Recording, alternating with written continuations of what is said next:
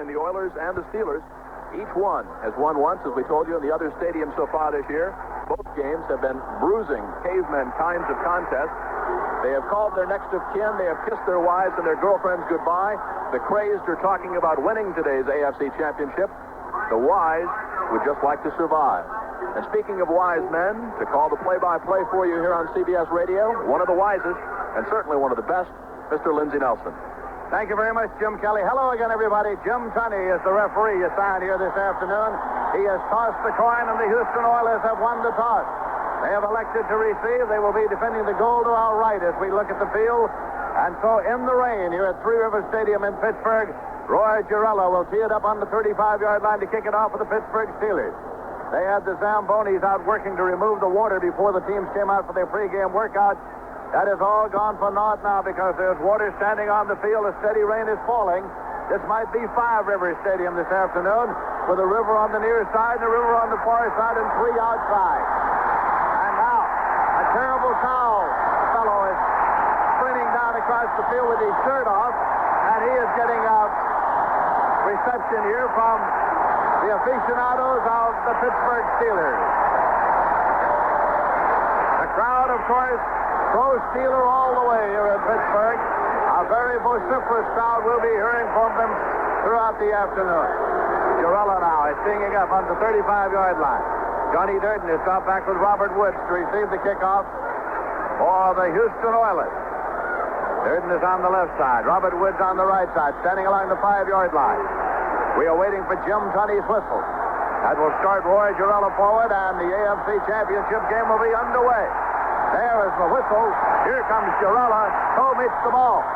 Downfield now waiting. It is taken by Durden. He gets it at the 1-yard line. He's back to the 5 to the 10. Beers left to the 15, 20, 25, and Durden is hit and goes down in a puddle of water at the 33-yard line. The tackle was made by Curson, so it is 1st and 10 now. For the Houston Oilers, they have the ball at their own 33. They have Dan Pastorini at quarterback, 199 completions, 368 passes. Completion percentage 54.1, 2,473 yards, 16 touchdowns, 17 interceptions. Earl Campbell and Tim Wilson are his running backs. They're up there in an I formation. Campbell on the tail of the tandem, rush for 1,450 yards. They start motion across now by the tight end. Campbell gets it just to the right side. Steeler defense hits him for a loss. It was Jack Helm, the linebacker, on the left side. And he is thrown for a loss of 2 back to the 31-yard line. Second down, 12 yards to go. L.C. Greenwood, Joe Green, Steve Furness, John Vanderzack in there at the front four. They'll be alternating Vanderzack and White all afternoon long. Lauren Taves is in there at the linebacker. He and Robin Cole are expected to alternate. In this particular instance, Taves has come in and Jack Helm has come out. Second down and 12 at the 31-yard line. First quarter of the game having just begun here in Pittsburgh. Pastorini again waiting for the snap. Running backs in an eye. Campbell again this time to the left side. Slicing along, powers his way across the 36-yard line. Steve Dungy coming to make the tackle. Gain of 5 will make it 3rd down and 7 yards to go for the Houston Oilers. Wild card team. Already they have defeated Miami. They have defeated New England to get here. The Pittsburgh Steelers are trying to get to the Super Bowl for the 3rd time. They're going into a nickel now as they get Dungy and then get a linebacker out. In this particular alignment, Robin Cole has come off the field. 3rd down and 7 yards to go. Wide receivers left and right. Lutz right up there on the line on the corner. Pastorini out to the right to Chester. And he is hit immediately for a loss of a yard. This Chester took the pass but was hit by cornerback Ron Johnson. And that brings the punting unit on for the Houston Oilers. And Lindsey, you can hear the emotion of this crowd, the home crowd at Three Rivers Stadium. The Pittsburgh Steelers, all of them decked out in the bright yellow and black, the Pittsburgh Steelers colors. The terrible towels, over 10,000 were sold just before Christmas time. A local radio station promoted that. And every time the Steelers' steel curtain defense rises up, these fans rise up too, and the terrible towels are swirled around their heads. Punting situation for the Oilers. Cliff Parsley averaged 38.9, second-year man out of Oklahoma State. Theo Bell and Jim Smith are deep to field it. Parsley gets the snap, puts the kick up. Theo Bell moves over, takes it to the 32, goes left to the 35 to the 40, and he goes out of bounds, slicing his way out at the 42-yard line. So it'll be 1st and 10. For the Pittsburgh Steelers, they get the ball at the 42, a 33-yard punt. And Terry Bradshaw comes out to run the attack. 207 completions and 368 passes. Completion percentage, 56.3. 2,915 yards, 28 touchdowns, and 20 interceptions. Running backs, Franco Harris, who rushed for 1,082, and Rocky Bleier, who rushed for 633. They even up the running backs now with Terry Bradshaw in there waiting for the snap. First play from scrimmage for the Pittsburgh Steelers. No score, game having just begun here in Pittsburgh. In the rain at Three Rivers Stadium. Going to a high count. This is Franco Harris to the left side. Cuts back, gets across the 45. Drives up to the 47-yard line before Steve Kiner comes in to make the tackle. A gain of 5 yards for Franco Harris on the first carry, makes it 2nd and 5. You know, Lindsey, if Franco Harris were a thoroughbred and you were reading the racing form, he would have a mud mark by him because Franco Harris has some of his best performances on off tracks, and this is very definitely an off track.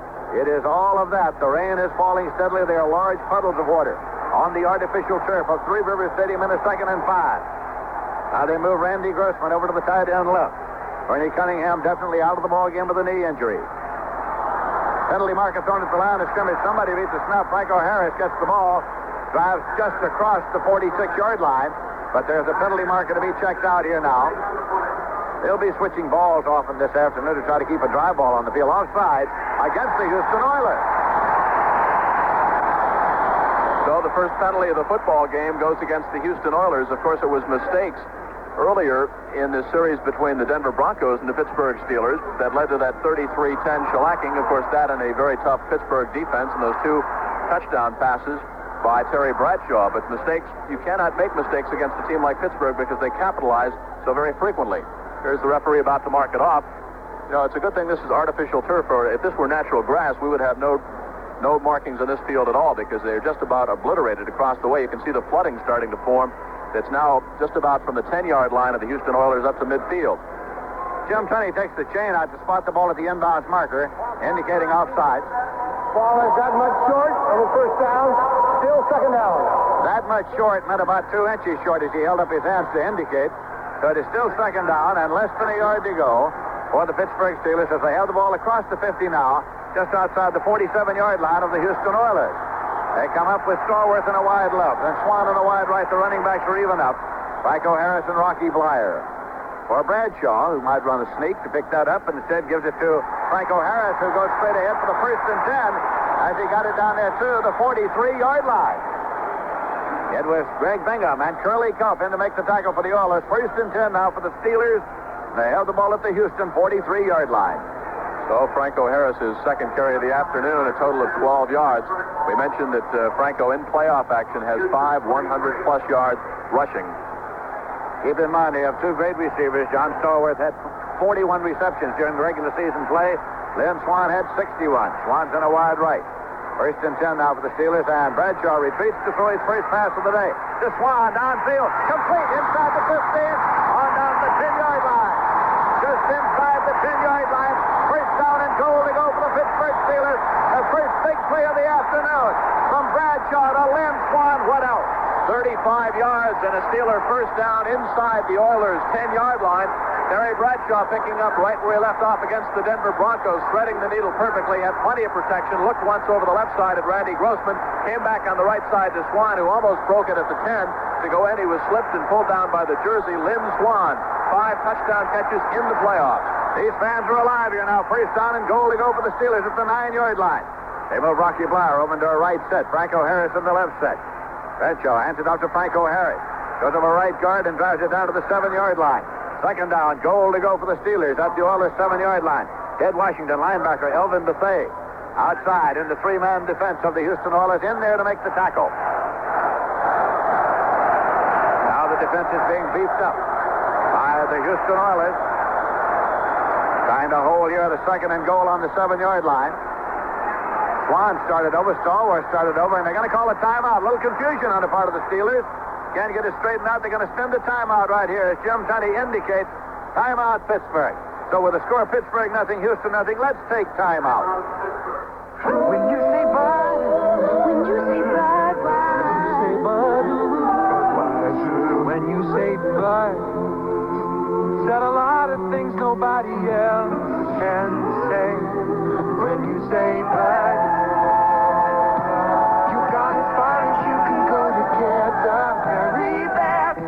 You say Budweiser. When you say Bud, is that the word that means you'd like to do it all? When you say Bud, you say you care enough to only want the king of beer. There is no way out. There's only something left because the king of beer is leading all the way. You say Bud, why you say Budweiser? Anheuser-Busch, St. Louis. Jim Kelly and Lindsey Nelson at Three Rivers Stadium. And as Lindsey said, it could be 4 or 5 Rivers Stadium by the time this one is over. It continues to pour. A torrential downpour here at Three Rivers Stadium. And it gives Lindsey a chance to use one of his favorite words. The only chance you ever get to use confluence. We are located at the confluence of the Allegheny and Monongahela Rivers where they form the Ohio. There you go. Since 1972, the Pittsburgh Steelers have only lost 6 games here at Three Rivers Stadium, by the way. But, Lindsey, 3 of those losses have been to the Houston Oilers. And during regular season play, Houston won here, Pittsburgh won at the Astrodome in Houston, and this is their 3rd meeting of the season. This one, of course, a championship game. 2nd down and goal to go for the Pittsburgh Steelers at the 7-yard line of the Houston Oilers. Here they come out of the huddle up to the line. Bradshaw doubles wide receivers to the right side. He's got both Swan and Stallworth to the right side. Blyer and Franco Harris are his setbacks. Motion back inside. Franco Harris to the right side. Goes outside. Fire. Touchdown, Franco Harris. He slid outside at the 5-yard line and Framp's in standing up for the touchdown. And they have scored now. The Steelers have with 10 minutes, 2 seconds remaining in the first quarter. So a very impressive drive put together by Terry Bradshaw and the Pittsburgh Steelers. Obviously, the key play was that 35-yard first down pass from Bradshaw to Lynn Swan that set up that 9-yard touchdown run by Franco Harris. The option play, Harris simply rambled out on the right side, got the block, and rambled in for the score. Just one Houston Oiler had a shot at him down at the goal line, but that time he's in. Here's the point after. Greg Colgan will hold, and Roy Girella will attempt. He had 44 of 45 conversions during the season, and the ball is put down. Girella boots it up, and it's good. So the Pittsburgh Steelers are first on the scoreboard. There's a timeout on the field with the score. Pittsburgh 7, Houston nothing. Ted and Dale Ford, the place put together with only you in mind. Come on by and see us. You'll find we're one of a kind. We have so much to offer that's different and brand new. So come on by and try us. We've got just the car for you. The fun starts here at Ted Andale Ford in Arlington, Texas, where the all-new 1979 Ford Mustang is being offered for only $39.95. With the low price of $39.95, it's no wonder this new breed of Ford is America's #1 sports car. So follow the stampede of Mustang buyers to Arendale Ford and take part in our Mustang sale, standard equipped at $39.95. We have so much to offer that's different and brand new. So come on by and try us. We've got just the car for you. That's Ted Arendale Ford, 201 East Division, Arlington.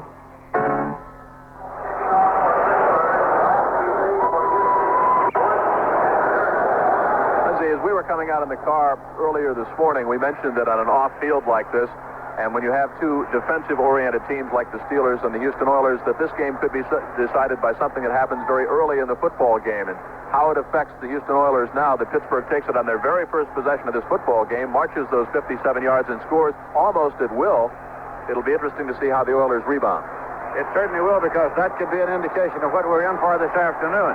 Roy Girella's going to kick off from the 35. Johnny Durden and Robert Woods are deep for the Houston Oilers. Pittsburgh leading by 7 points. Here comes Girella, and he fouls it downfield, and it is taken at the 23-yard line. Returned to the 30, the 35, and up to the 40 by Duncan. Duncan was upfield, and he returned it to just short of the 40-yard line. It'll be spotted at, call it the 39. First and 10 now for the Houston Oilers. Can they move the football against the steel curtain defense of the Pittsburgh Steelers? Dan Pastorini brings Houston up now, first and 10 to their own 39. Jack Ham's back in there defensively at the linebacker for Pittsburgh. Kenny Burris in a wide left, motion across from Castor. Here is Campbell carrying to the left side on a pitch. Tries to get outside, but it's being run out of bounds. There's a penalty marker thrown. There's a marker thrown. Mike Wagner was the man who would not be fought off and ran him out of bounds, but a marker was thrown about a yard ahead of Campbell. So The officials confer here. Now, face mask against the Pittsburgh Steelers. A face mask penalty. Lindsey, George Reiner on the right side blocked Wagner right into Earl Campbell, and Wagner had the face mask, no question about it, right in front of us down at about the 40-yard line. That's the first penalty of the football game assessed against the Pittsburgh Steelers, and obviously it's a break for the Oilers, who found themselves trailing by a score of 7-0 very early. Any offense at all that the Oilers can generate would certainly be helpful. No question about the call on Wagner, who got the face mask of Earl Campbell coming around the left side. So the ball is placed down on the 42-yard line. That's an automatic 1st and 10 now for the Houston Oilers, as Pastorini brings them up once again, wearing a flak jacket for protection of his injured ribs. Running backs in an I formation, motion across from Castro, wing back left. Now the ball is taken by Campbell from the tailback, finds an opening 45 and on up to the 50-yard line. Loses his helmet at the 50. It rolls on ahead of him about 3 yards. Donnie Shell and Jack Lambert were there on the hit. But it is up there to the 50-yard line, a gain of 8 yards for Earl Campbell. Makes it 2nd down and 2 at midfield. So far this year against Pittsburgh, Earl Campbell, 21 carries their first meeting, 3 touchdowns, a total of 84 yards. Campbell, obviously the workhorse in the running department for the Oilers. Here comes Pastorini now, 2nd and short. Vanizak is out, and Clyde White is in there defensively at right end. For the Pittsburgh Steelers, 2nd and 2 for the Oilers at the 50-yard line. Running back to the I formation, they're in a wing right with a split end to the left side. Here's Campbell to the left side, and Campbell struggles to try to get to the stick. And he goes down in a puddle of water. Jack Ham and Joe Green wrestling to the turf, trying to get there, and they take a long look at the sidelines now to try to determine whether or not he picked up the first down. Awfully difficult to tell from where we are, because that side of the field, that's the part that we told you about, is starting to flood just a bit around the midfield stripe now. Mean Joe Green in there on the tackle, big number 75. The chains come out, and I think they're just a little bit short. But what I think doesn't matter. It's only what Jim Tunney says. First down, Houston. First down and 10 yards to go, and the ball's at about the 48-yard line of the Pittsburgh Steelers, in possession of the Oilers, who trail by 7 points. We're in the first quarter. So the Houston Oilers reconvene their huddle now. Dan Pastorini back there to call the next play. Robin Coles in there at the right outside linebacker spot in place of Lauren Taves. They'll be alternating throughout the afternoon. And a wing right with a split into the left side, running backs in an I formation. Castro, the wing back, in motion across. Here's Campbell carrying. Campbell has carried every time they've had the football, and he gets to the 46-yard line. It's L.C. Greenwood, and on the tackle, a gain of 2 will make it 2nd down and 8 yards to go. That's 5 carries in the football game, Lindsey, for Earl Campbell, a total of 14 yards in the rushing department. By contrast, the workhorse, big number 32 for the Pittsburgh Steelers, Franco Harris, has carried 4 times for 18 yards and for 1 touchdown. Fairly obvious that the game plan of the Houston Oilers, keep it on the ground, try to avoid throwing into that Houston or into the Pittsburgh secondary, at least so far. Pastorini, very conservative. I thought it was indicative also that both teams introduced their defensive units at the start of the afternoon. 2nd and 8 now. They're in a wing right with wide receivers left and right, and they start motion to the outside left. Campbell drops the ball, picks it up, takes the loss. Back at the 48-yard line. It was going to be Campbell left. And now Tempest flurry there just for a moment, but peace is quickly restored by the officials. Steve Furniss was there defensively, and so it's going to be a loss of 2, and it'll be 3rd down and 10 yards to go. Back at the 48. Simply a missed handoff. Campbell really never had the handle on the football game. Finally fell on it about 4 yards behind the line of scrimmage. Houston Oilers in the second meeting down in Houston, Lindsey, where they lost 13-3 to the Pittsburgh Steelers, committed a total of 6 turnovers. They certainly can't afford to do that here in Three Rivers Stadium. Ronnie Coleman comes in now, and Campbell gets a breather just for the moment on a 3rd and 10. Dropping back his Pastorini plays first toss to Kenny Burrow down the left sideline, and it is out of bounds, incomplete, as Burrow himself went up into the air, got a hand on it, and slapped it out of bounds to keep it out of the clutches of Mel Blunt, who was covering over there. And way back upfield, big number 78 for the Pittsburgh Steelers, just completely sat on Dan Pastorini. That's the 8-year man from East Texas State. His name will be called by Lindsey all afternoon. Dwight White, 6'4", 255. Actually, a very poorly thrown pass by Pastorini. And given the field condition, Lindsey, it just might have slipped out of his hand. But that was just that desperation pass. Ironically, that was the same pass play they scored against New England the very first time that Houston broke on top 7-0 when they went those 99 yards. Cliff Parsley's back to punt. Theo Bell is deep, flanked by Smith and Delaplane. Waiting for the snap in deep punt formation. Parsley gets it. Steps up, boots the ball high, long, spiraling kick. Theo Bell takes it at the 6-yard line, runs to the left side, gets up to the 10, to the 15, breaks the tackle to the 20-25, to the 30-35, and and he is down at the 36-yard line. C.O. Bell from the 6 to the 36, a punt return of 30 yards. Another indication of just how important those specialty teams are. It was a 42-yard punt, but it was another 31-yard return by Theo Bell. And with the score, the Pittsburgh Steelers 7 and the Houston Oilers nothing. Let's take this time out. At Ford Credit, we've been helping people finance their cars for 18 years. So we realize that sometimes a personal situation may cause you some concern about getting credit. For example, maybe you want to finance a second car and wonder whether you'll qualify. Maybe you've just changed jobs and you're concerned that this will affect your credit. And then again, maybe your income is subject to seasonal ups and downs. Or maybe you're just out of school and want to start building a credit rating. Well, at Ford Motor Credit Company, we believe in people. So whatever your personal situation, have your Ford or Lincoln Mercury dealer call us. He'll lay out a wide selection of payment plans, and credit decisions are quick while you're in the showroom. Remember, when you're buying or leasing a new car or truck, Ford Credit wants to give you credit for being you. Tell your Ford or Lincoln Mercury dealer you'd like to finance with us. Ford Motor Credit. Hi, this is Becky Suter from the WFAA Newsroom. Dallas Power and Light Company has now restored service to most of its customers who lost their electric power last week, but DP&L still needs your help. If you do not have electricity, locate your fuse box and check to see that your circuit breaker switch is in the on position. If you still don't have electricity, you need to call DP&L at one of these two numbers, 653-1311 or 747-4011. They'll be out as soon as they can. Those numbers again, 653-1311 or 747-4011. Now, takes the handoff. Play action. Comes back. Throws to Grossman. He's at the 48, the 50, the 45, the 40. Randy Grossman goes out of bounds at the 35-yard line of the Houston Oilers. Willie Alexander on the corner ran him out. And back comes Terry Bradshaw. He had a 35-yard pass to Lynn Swan. That set up that 9-yard touchdown run by Franco Harris. This time Bradshaw faked to Blyer into the line, went back, looked out to the right side, and Grossman had beaten the secondary and just picked up another first down. 28-yard pass completion play, and the Steelers are on the move. First and 10 at the Oilers 35-yard line. Starworth to the left side. Lynn Swan to the right side. The running backs are split. Dropping back now and looking left towards Starworth, but the ball is going to Grossman again. At the 25-yard line. Grossman still in motion down to the 21-yard line. Another first and 10 for the Steelers. On the pass, Bradshaw to Grossman at the 21-yard line of Houston. Terry Bradshaw picking apart the Houston secondary, the same secondary that beat Miami and beat New England in Miami and in New England. Grossman, his second reception in a row. Bradshaw now is perfect on the afternoon. 3 out of 3, a total of 76 yards. Second time this afternoon that they have picked on Greg Stimrick on the right corner for the completed pass. First and 10 now. As Stallworth goes to the left side, Lynn Swan to the right side. Rhythmic applause begun by the Steeler fans here in Pittsburgh. Bradshaw now leans in. Had flu a good part of the week. Waiting for the snap. Flyers in the left set. Franco Harris in the right set. Black and gold clad Steelers. Franco Harris gets it. Finds a small hole. Jitterbugs through to the 19-yard line, and he stopped there after a gain of 2.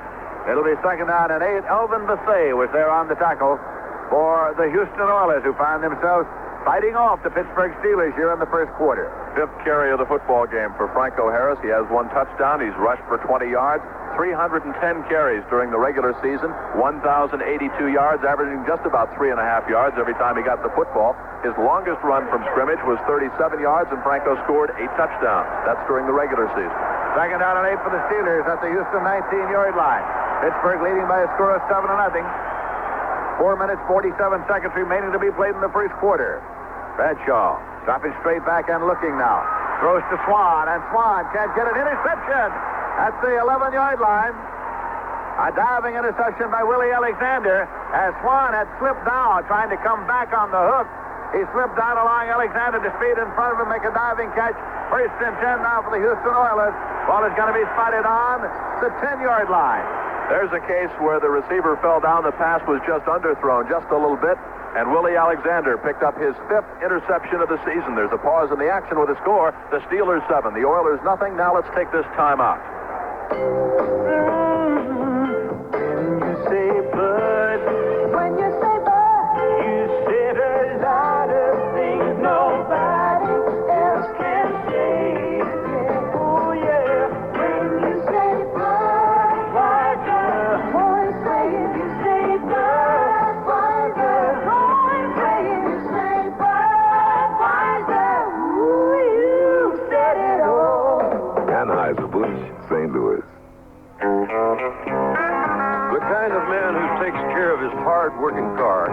got no use for a dirty carburetor. So he gets a little red bottle of STP gas treatment and adds it to the gas every time he fills up. STP gas treatment gets in there and helps keep that carburetor clean. And that's honest work for something that comes in such a small package. Available at over 1,300 Kmart automotive departments across the USA. Big break for the Houston Oilers. They found themselves trailing 7-0 very early in this football game. 10:02 left to go in the first quarter when Franco Harris punched it over from 9 yards out. And then Willie Alexander, number 19, an 8-year man from Alcorn University, came up with his 5th interception of the season to stop that Steeler drive. If Pittsburgh had led 14-0, Lindsey, we could have packed it up. I think you're right. It's 1st and 10 now. It's Dan Pastorini. He is waiting for the snap. Running back to the eye, gives it to Earl Campbell, tries the right side. And the big fella powers his way out there to the 13-yard line. He picked up 3. Joe Green and Jack Lambert on the tackle. It'll be 2nd down and 7 yards to go for the Houston Oilers. Well, you can see just what a good job the Pittsburgh defense, especially that front 4, doing controlling the line of scrimmage, because 7 carries in the football game for Earl Campbell, a total of just 15 yards. Here come the Oilers once again with 0-0. Kenny Burrow coming wide to the left side. They've got Castor in the wing right. Running back to an R formation. That is Tim Wilson at fullback. Ahead of Earl Campbell, the tailback. That's Castor in motion from the wing across the left. Give it to... Now fakes to Earl Campbell. Play action. Long pass upfield. Intercepted by Mel Blunt at the 41. Blunt to the 35, the 30. Mel Blunt at the 25. And with one hand, he is pulled out of bounds just outside the 25-yard line. Rich Castor pulled him out. But the interception by Blunt gives the ball again to the Steelers. First down and 10 yards to go. It's taken the inbound marker and spotted at the 26-yard line. Dan Pastorini, his second poorly thrown pass of the afternoon. Not even close. Blunt was all alone. Rambled over on the right sideline. Earl Campbell missed him. Blunt stayed in bounds, just barely got a block, and then Castor threw him out of bounds. A 15-yard return by Mel Blunt, and the Steelers operate again from good field position. Here comes Pittsburgh. Stallworth to the left side. Lynn Swan to the right side. Franco Harris and Rocky Blyer. Rocky Blyer gets a quick handoff. Tries to power his way straight up. Gets inside the 25 to the 23. Thrown back by Curly Cuff and James Young. Gain of 3 yards on the play. We'll make it 2nd down and 7 yards to go. The Pittsburgh Steelers at the Houston 23-yard line. Now, Lindsey, Pastorini is 1 out of 3 now in the passing department for a -1 yards and 1 interception in this football game. Certainly a far cry from the stats over the first 2 playoff games. First against Miami and then against New England, where he was 32 of 44, 4 touchdowns and just 1 interception. And that was Mel Blunt's 3rd postseason interception. 2nd down and 7 for the Pittsburgh Steelers. Franco Harris in the left set. Gets the ball, goes to the right side. Got at most a yard. If he got to the 22-yard line, it'll be 3rd down and 6 yards to go. Stopped by the Houston Oilers, led by Curly Cuff and Greg Bingham. And certainly you would have to say a big 3rd down play, not only offensively for the Pittsburgh Steelers, but more importantly for the Houston Oilers defensively, because you've now turned the ball over twice, and you're operating well in the shadow of your own goal post, certainly well within Roy Girella's field goal range, but you cannot afford to surrender a 1st down here.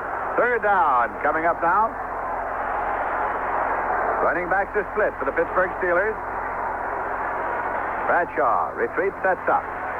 Throws, and it is deflected incomplete. Grossman, the intended receiver, but it'll bring up a 4th down now. And it was Stemrick who made the move, Greg Stemrick, and got a fingertip on the ball, deflected it out of the grasp of Grossman. And here comes Girella. Roy Girella, the field goal man. He is 12 of 26 this year. And he's going to set it up. It'll be a 40-yard attempt. Now, this is just about his range because his effectiveness goes down to 27% outside 40 yards. It is going to be Colquitt holding. It'll be from the hash mark right. A 40-yard field goal attempt by Roy Girella here in the first quarter. Ball is down. It's booted up. The 40-yarder is no good.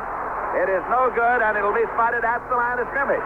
So the Houston Oilers will take over 1st and 10 at the 23. Okay, we talked about that big 3rd down play defensively. Stemrick came up, deflected it just out of the arms of Randy Grossman, who had beaten Stemrick. And now Girella comes back and misses from 40 yards out, wide to the right side. Big defensive series now for the Houston Oilers.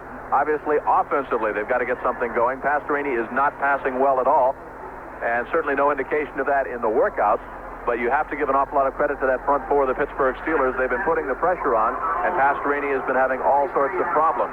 We mentioned he's 1 out of 3, but a net yardage is -1 with that one interception.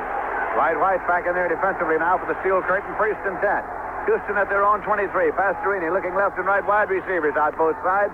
Running backs in an I formation. Pastorini back to set it up. Pumps once, and he's sacked. Pastorini is sacked.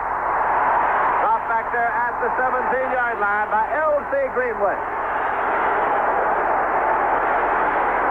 Well, to Pastorini's credit, he came back throwing even after the interception. Now we've got an injury down on the field. Number 64 for the Houston Oilers. That is George Reiner, 6'4", 263, second-year man from Penn State. Greenwood in on the tackle against Pastorini. And that's the first sack of the football game for the Pittsburgh Steelers. L.C. Greenwood, by the way, led the Steelers in quarterback sacks with 9. So Jim Tunney has called an injury timeout here for Reiner, and it will be 2nd down and 16 yards to go with the ball back there on the 17-yard line. When players assume Reiner is being assisted off the field now on the far side, which is the Houston side here at Three River Stadium. The rain is still falling steadily. We have 2 minutes, 11 seconds remaining to be played in the first quarter of this American Football Conference Championship game here in Pittsburgh. Here come the Oilers now, sending Kenny Burrow far to the left side. They've got Castro and Barber out to the right side. Pastorini with running backs in an I formation. Going to a high count. Now it's motion by Wilson, the fullback. And the ball is fumbled by Campbell. Scramble is on. The crowd is alive. Pittsburgh is recovered at the 17-yard line. Earl Campbell fumble. The Steelers recovered 1st and 10 at the Houston 17-yard line. Well, we talked about that last meeting back in the Astrodome when the Pittsburgh Steelers punished the Houston Oilers by a score of 13-3. And in that particular game, they turned the ball over 6 times. So far, they've turned it over twice, once on the fumble and once on the interception by Pastorini. And you cannot turn the ball over to the Pittsburgh Steelers and give them this kind of field position here at Three River Stadium, especially when you're already down 7-0. I think it was Jack Ham who recovered it. His 1st and 10 at the 17-yard line. A big pile up there of black jerseys. And here is Franco Harris. He gets a yard to the 16 and fumble the ball, and again a scramble is on. It's still squirting around in the water. Did Houston get it back? The officials have dived into the stack. No indication as yet. Franco Harris fumbled. And the ball squirted around for a while. Dived in is a pretty good call, Lindsey. There are as many officials in there trying to find out who's got the football as there are Oilers and Steelers. Pittsburgh got it. It was Ted Washington who forced the fumble. The ball just squirted loose out of the arms of Franco Harris.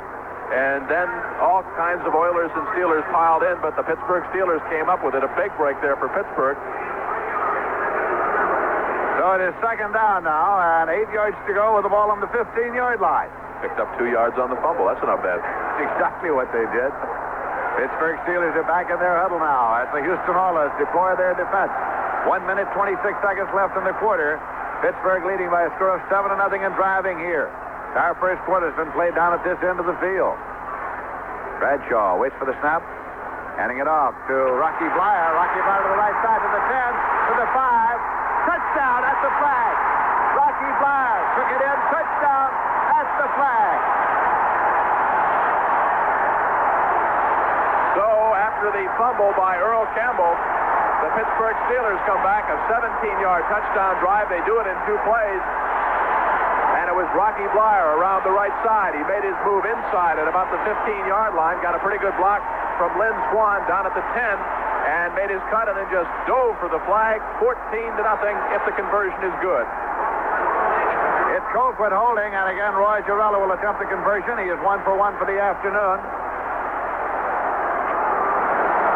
And outstretched now. Colquitt is waiting for the snap. Puts it down. Girella boots it up, and it's good. So the Steelers have scored and they have converted. And as they come back up the field, the score is Pittsburgh Steelers 14 and the Houston Oilers nothing.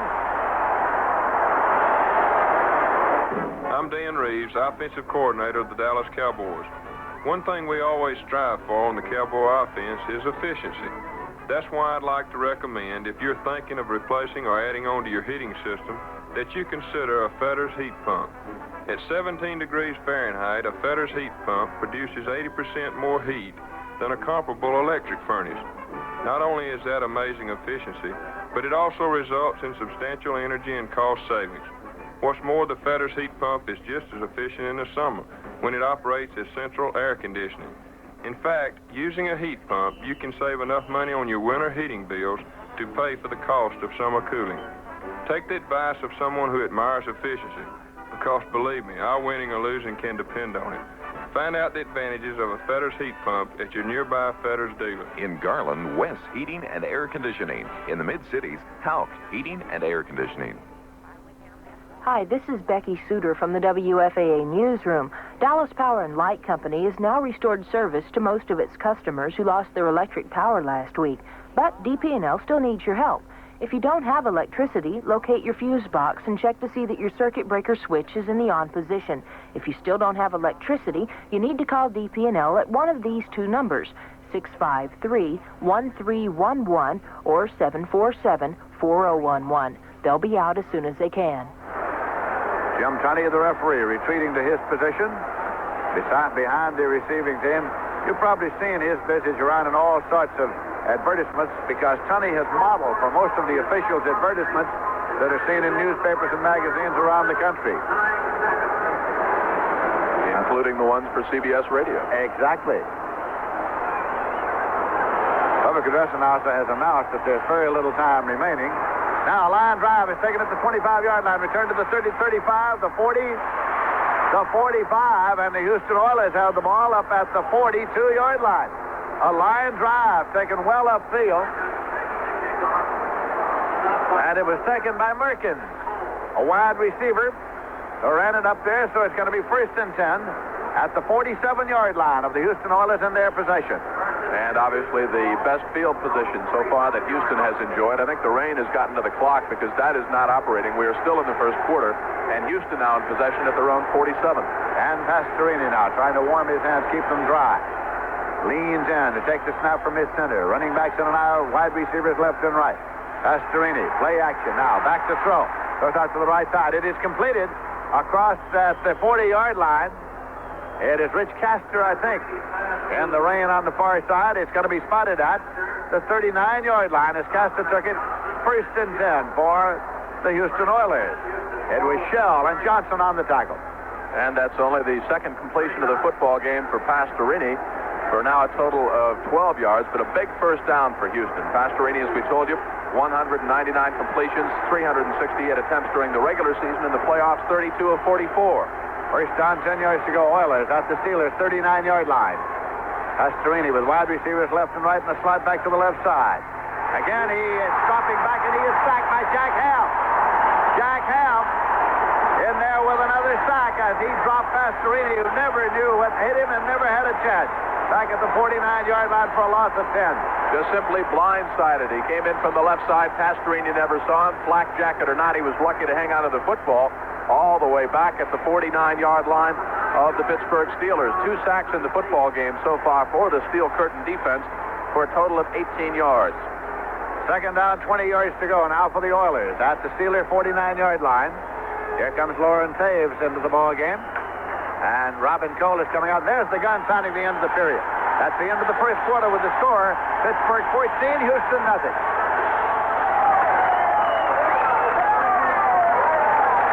I'm Rocky Blair of the Pittsburgh Steelers. Before you can pick a play that works, you have to know all your choices. If you're a teenager, you're going to be making a decision pretty soon on whether or not to drink. And that's where this booklet comes in. It'll give you the facts and help you make a responsible decision about drinking. The booklet is called Winning Decisions. To get it, write Education Commission of the States, Box 687, Denver, Colorado. Education Commission of the States, Box 687, Denver, Colorado. The Grand Prix Masters Tennis Tournament begins this Wednesday in New York's Madison Square Garden. The event will see 8 of the world's best men's players vying for $400,000 in prize money. I'm Ed Ingles, CBS Radio Sports. I'll be there throughout the tourney to provide on-the-scene reports in all regular CBS Radio Sports broadcasts. Now, during the semifinals and finals over the weekend, I'll also have 8 special reports for you each day. Listen here for the Grand Prix Masters Tennis Tournament on most of these CBS Radio Network stations. Jim Kelly and Lindsey Nelson back at Three Rivers Stadium here in Pittsburgh, and by the time the afternoon is over, we may have another confluence, because if the river by the Pittsburgh bench joins the river by the Houston bench, and we've got a lot of flooding down on this artificial surface, we'll have a fourth river, Lindsey. We will, in fact. It's been that kind of a day with the game time temperature at 32 degrees. It had been feared that this game might be played on a frozen field or on snow, so throughout the week the field was kept covered, and the ground crew was working about 18 hours a day, blowing hot air underneath it to keep the field from freezing. There were some patches of ice that would dissolve yesterday, and overall, as far as that was concerned, the field was in good shape. But the rains came, and there's water standing all over the artificial turf. First quarter stats, Terry Bradshaw, 3 out of 5, 76 yards, 1 interception. Dan Pastorini, though, just 2 out of 4 for 12 yards and also 1 interception. Franco Harris, 7 carries, 23 yards and 1 touchdown. Earl Campbell, 8 carries and 15 yards. It's been all the steel curtain defense so far, plus the passing of Terry Bradshaw. Pittsburgh came out with a wide-open game plan, despite the fact that Bradshaw was sidelined most of the week with the flu. He did not work out prior to the game yesterday. He did attend the team meeting, but the doctor assured us last night that Terry would be in fine form. 3 out of 5, 76 yards. The doctor was right. And now Jim Tunney has indicated he has taken an official's timeout to convene his crew of officials here. I think relative to the clock, because they're having clock trouble again. Jim Tunney's the referee. Pat Hart is the umpire. Leo Miles, the head linesman. Art Holtz is the line judge. Tim Poole's the back judge. Grover Clemmer is the side judge. Charlie Musser is the field judge. And I think he has indicated that they simply have gremlins in the clock and don't count too heavily on it because it's, among many other things, wet. Gremlins out in Los Angeles in the form of Jack Buck, who, believe it or not, was up at 8:30 this morning because he and Lindsey were on KMOX radio in St. Louis, our CBS affiliate there. Jack Buck, Hank Stram following this game with the Rams-Cowboys NFC Championship game. Starting the second quarter, 14-0 Pittsburgh, 2nd and 20, Houston at the Pittsburgh 49-yard line. Dropping back now. It's Pastorini. Goes up the middle long, and it's Barber incomplete. And Barber was upended by Mike Wagner, and is still down. Barber is down at the 19. The pass was over his head, and then after that he was upended, and Barber is down. Appears to be holding a forearm or a shoulder. Barber was really decked by Mike Wagner. The ball was thrown up high. Barber went down on a deep post pattern, broke through on the secondary after he cleared the 5-yard zone, looked up, saw that the ball was long, and then Wagner decked him down right on the right knee, and it was the left knee that landed down hard on the AstroTurf. Lindsey, we've also got a penalty flag down on the field. It appears to be holding against the Houston Oilers, and right now the Pittsburgh Steelers brain trust deciding what to do. Third down. They've declined it, so it'll be 3rd down and 20 yards to go at the 49, and Barber is still getting attention, and already Conrad Rucker, a rookie from Southern, has come in to replace him, and an official timeout's being taken for the injury to Barber. And, of course, Mike Barber, a man, will be missed if he's not able to pick it up and get back into this football game. In the 2 playoff games, the win over New England and Miami, Barber with a total of 9 receptions, 195 yards, and 2 touchdowns. We've got lots of great action happening here on CBS Radio Sports, and, of course, much more to come on Sunday, January the 21st. We'll bring you the Super Bowl, Super Bowl 13 on most of these same CBS Radio Network stations.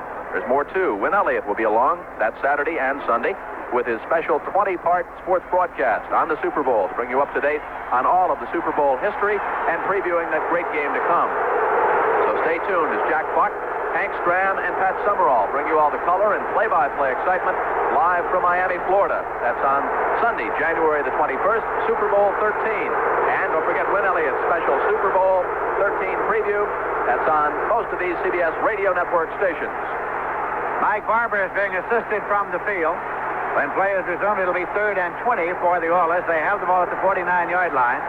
Ed Fisher was the man detected holding on the last play, and the penalty was declined to make it 3rd down. The crowd here, the Pittsburgh crowd, is chanting defense now with 3rd down coming up for the Houston Oilers. The Pittsburgh Steelers are leading by a score of 14-0. And an obvious passing situation for Pastorini. They desperately need a 1st down, and they need a couple of touchdowns, trailing quickly in this football game by a score of 14-0. Houston, by the way, Lindsey, 0 for 2 so far on 3rd down conversions. Kenny Burr goes wide to the left side. Rich Caster to the right side. Conrad Rucker is the tight end in the slot right. Dropping straight back. Penalty markers thrown. Kenny Burr can't hold on. Incomplete at the 35. Pastorini hit Kenny Burr, but he could not hang on to it at the 35, incomplete. And it's a procedure penalty against the Houston Oilers. So the Oilers continue to hurt themselves by turnovers, by penalties, and instead of marching down the field, they are marching back up the field, deeper into their own territory. The Oilers now have been penalized. That's the third penalty of the football game. So that puts the ball back at the Houston Oilers 46-yard line. The down remains the same, third, and it's 25.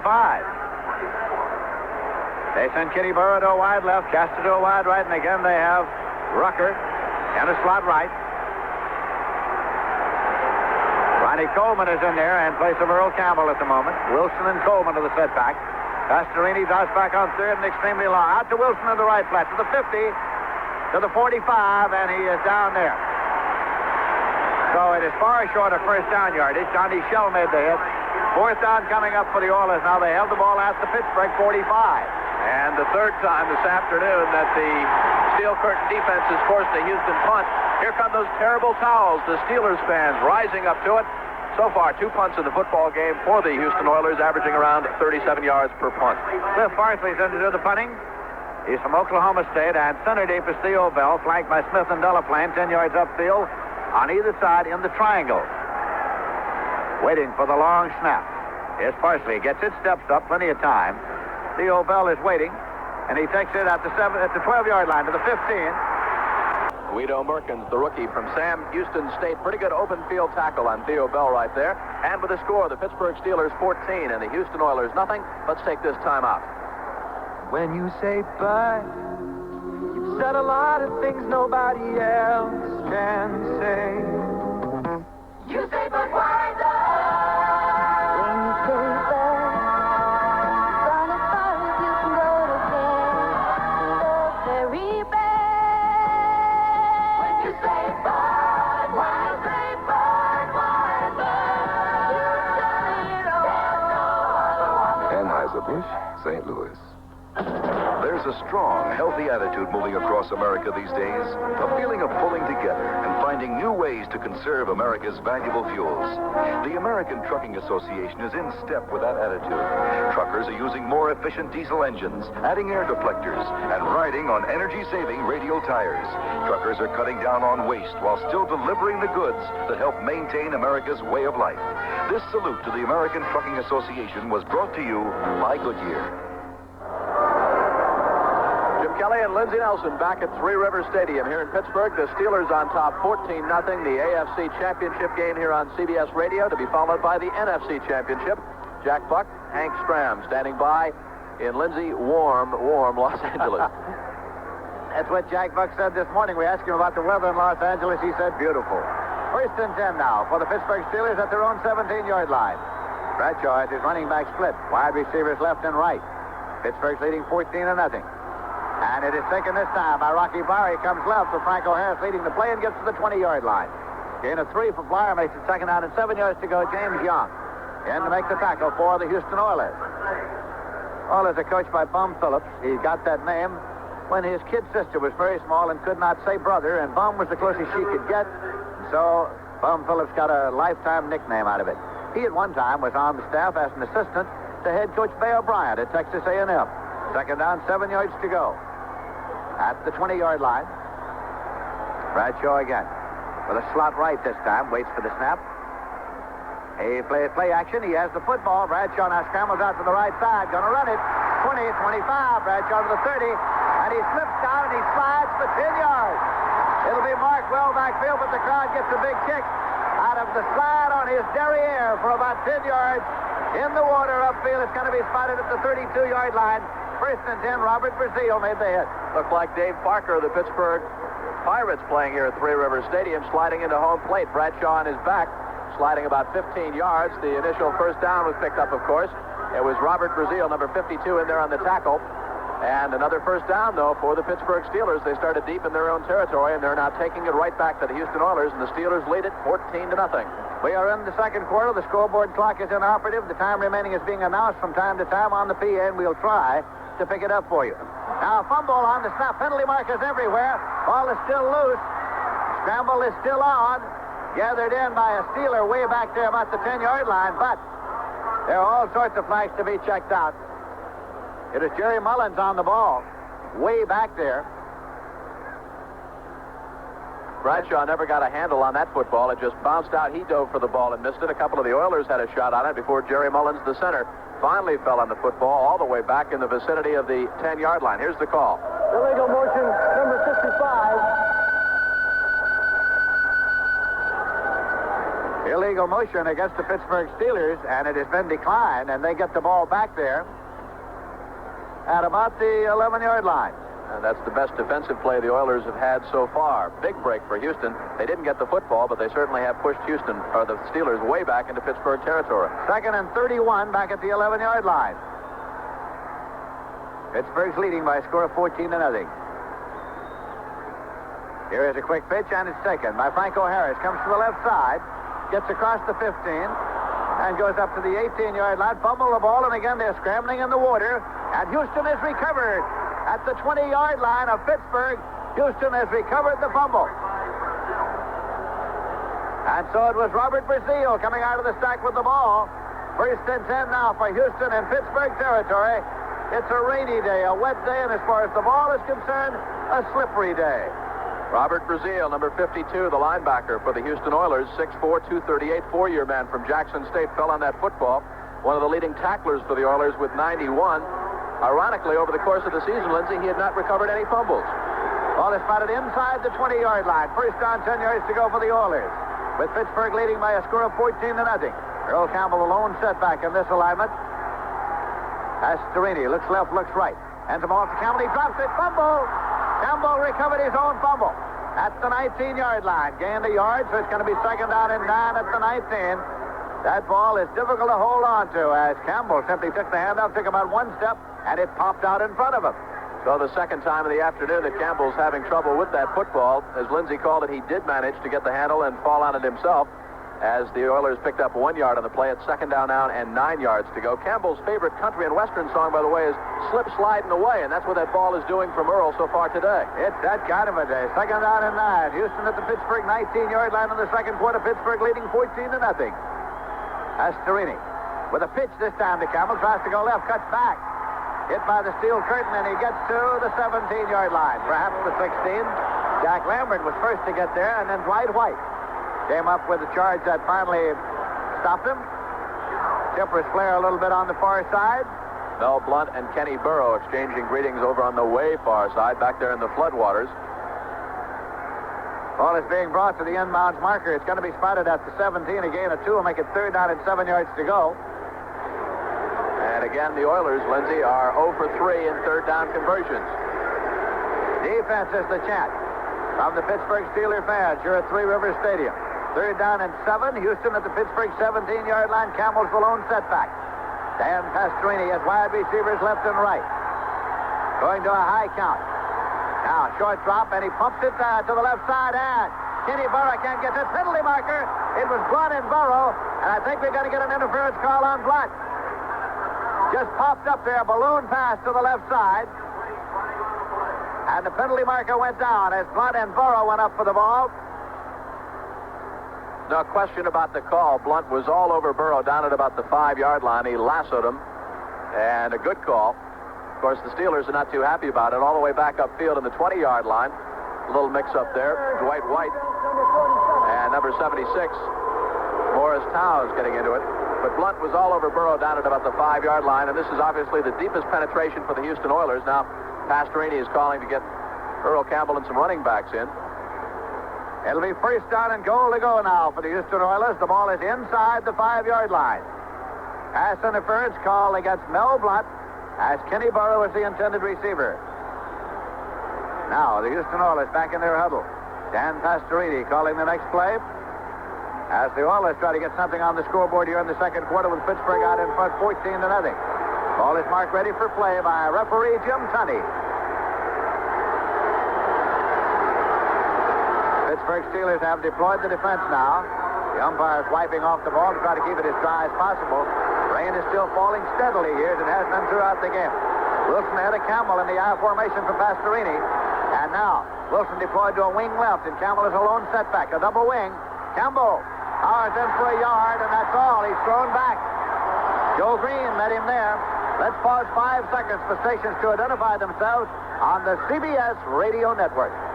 News, sports, and talk radio for the Metroplex. This is WFAA Dallas-Fort Worth. Pretty tough to crack that Pittsburgh front four, especially inside the 10-yard line of the Steelers. John Banaszak, Steve Furness, Joe Green, and L.C. Greenwood up there. Earl Campbell now 11 carries, just 19 yards. Second down, goal to go. The ball is inside the 4-yard line. They deploy into a double wing once again. Earl Campbell, the lone setback. Now motion across from the wing back right. Now it's Pastorini dropping and throwing, and it's incomplete. Throwing to no one in particular. Castro was the man nearest to L.C. Greenwood, but pressuring him to relieve himself of the football. So it'll be third and goal inside the 4-yard line for Houston. And Greenwood almost had a chance to come up with that interception. A badly thrown pass by Pastorini. Obviously not ideal weather conditions as the rain continues to pour down here at Three Rivers Stadium. But Pastorini's been having all sorts of problems. He's 3 out of 7 for a total of 20 yards so far in the football game. The chant is defense, and Dennis Winston, a linebacker, races onto the field. And Furness comes off the field. Third and goal inside the 4. Wilson ahead of Campbell in the I formation. Wilson deploys to a wing back left. They're in a double wing. Campbell alone setback. Now Wilson in motion across. Wing back right beats the snap. Penalty markers go down. Campbell to the right side. He goes out of bounds at the 4-yard line, but there are penalty markers. Wagner and Johnson on the tackle. Lindsey, all kinds of movement over on the right side of that Oilers line. Ed Fisher, the right guard, number 60, blew out a little bit early, and then the entire right side went out. So this will be a procedure call against the Houston Oilers, and let's see if Chuck Noll wants to decline the penalty and force a field goal attempt. They're in conference now, and Jim Tunney takes the ball from the spot where Campbell took it out of bounds. Declined, 4th down. It's declined, and 4th down is coming up. Penalty is declined as the ball is taken now to the inbound mark and spotted. It is at the 3-yard line. So it's 4th and goal. Houston at the 3-yard line of the Pittsburgh Steelers, who are leading 14-0. And how about this? Bum Phillips is keeping Tony Fritsch on the sideline. It looks like the Oilers now want to talk about it. Dan Pastorini's not so sure about this. Timeout, Houston Oilers. They do want to talk about it because the field goal unit did not come on. There's a timeout on the field with the score: Pittsburgh 14, Houston nothing. Hard driving is not just for the pros. Because hard driving is everyday driving. Everybody knows. So when you're driving and you want to keep it driving with dependability, remember Valvoline's not just for winning races. Valvoline is for you and me. This is Jim Simpson for Valvoline Motor Oil. You know, everyday driving can punish a family car engine just as much as Grand Prix racing. That's why experts like world driving champion Mario Andretti use Valvoline in their family cars. So for long engine life, depend on Valvoline. Valvoline is not just for winning races. Valvoline is the motor oil that everyone uses in their car to clean their engine and provide the necessary protection. Valvoline, the winner's choice.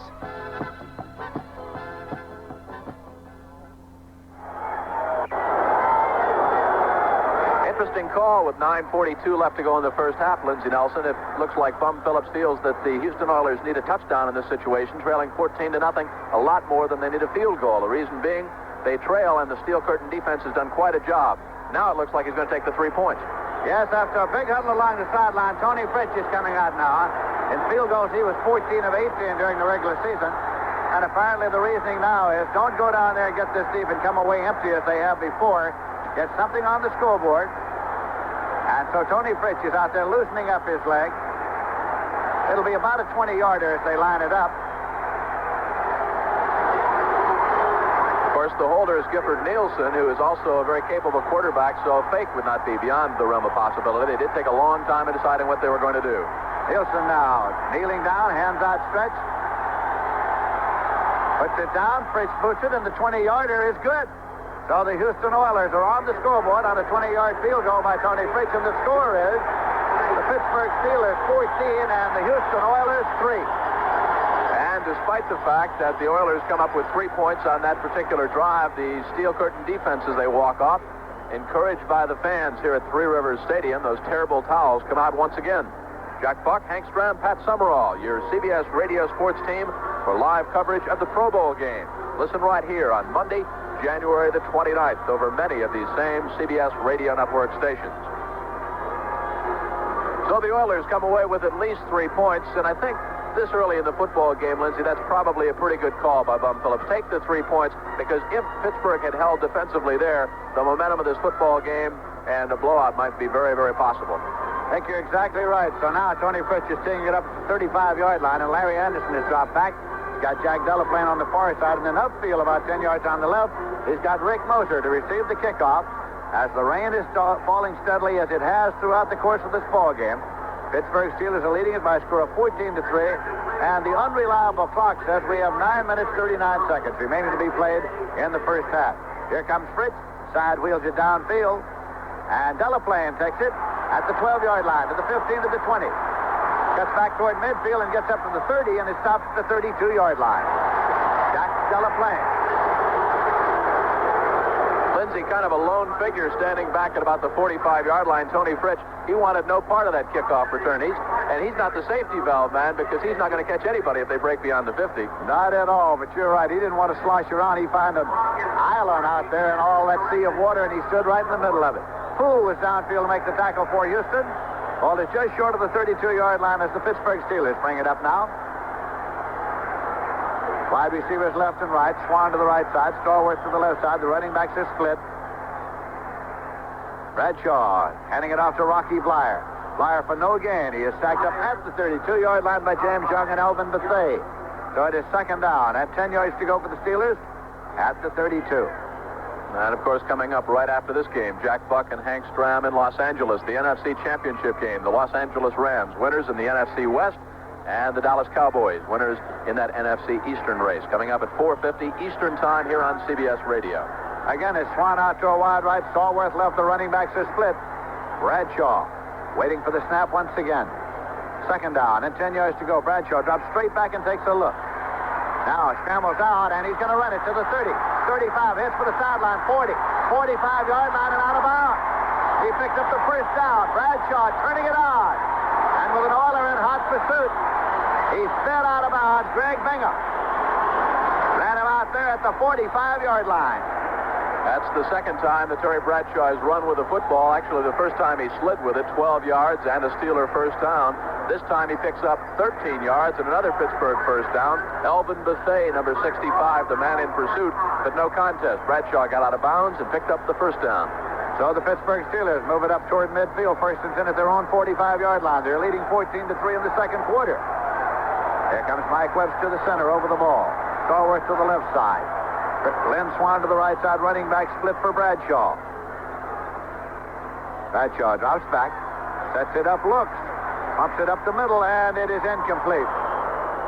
A sliding attempt over there by Swan.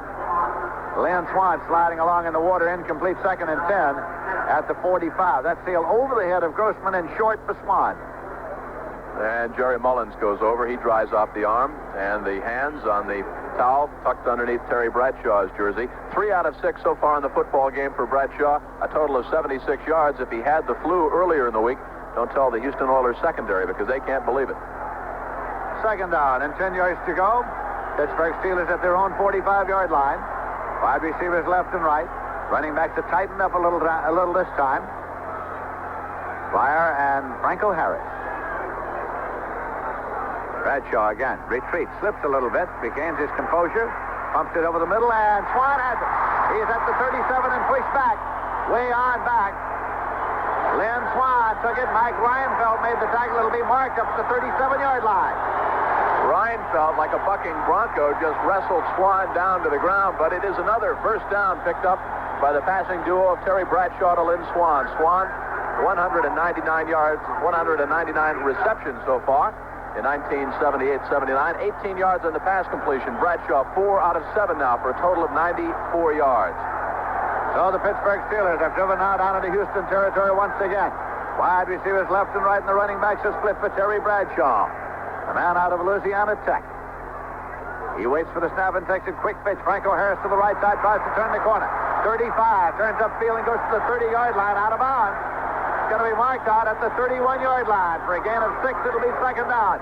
4 yards to go. Bill Curry ran him out of bounds. And the Steelers offensively now have the Oiler defense back on their heels. Pittsburgh is taking it right to Houston.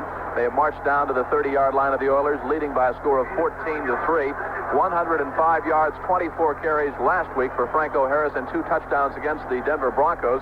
And so far in this football game, Franco has scored once. He has rushed 9 times for a total of 34 yards. By contrast, Earl Campbell, 12 carries and just 19 yards for the Oilers. Spotted squarely on the 30-yard line, making second down and 3 yards to go. Grossman's moving over to a tight end to the left side. Handed up to Rocky Blythe. Rocky Blythe's got the first down, struggling to the 24-yard line. First down, 10 yards to go for the Steelers at the Oiler 24. Robert Brazil finally wrestled him to the turf here. And that's 5 carries in the football game for Rocky Bleier, who also has a touchdown run of his own. Total of 27 yards, and now we've got a measurement. We have an injury, actually.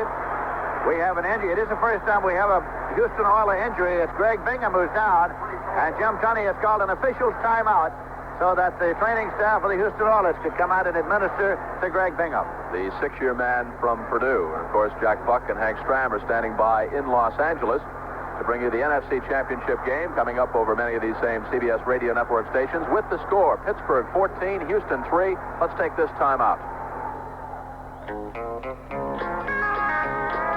There's a kind of man who's mighty proud.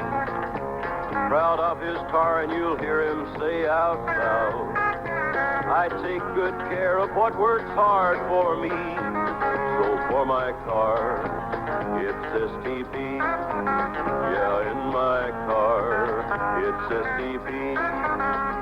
Over 18 million people use STP oil treatment. That's why you see STP oil treatment everywhere you go. At auto supply stores, service stations, discount stores, even supermarkets. All these places stock STP because people want STP oil treatment in their engines. That's what makes it the best-selling oil treatment in the world. I take good care of what works hard for me. So for my car, it's STP.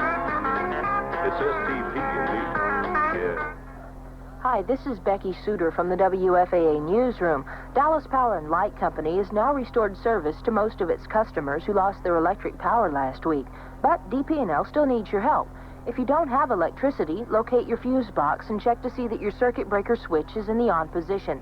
If you still don't have electricity, you need to call DP&L at one of these 2 numbers, 653-1311 or 747-4011. They'll be out as soon as they can.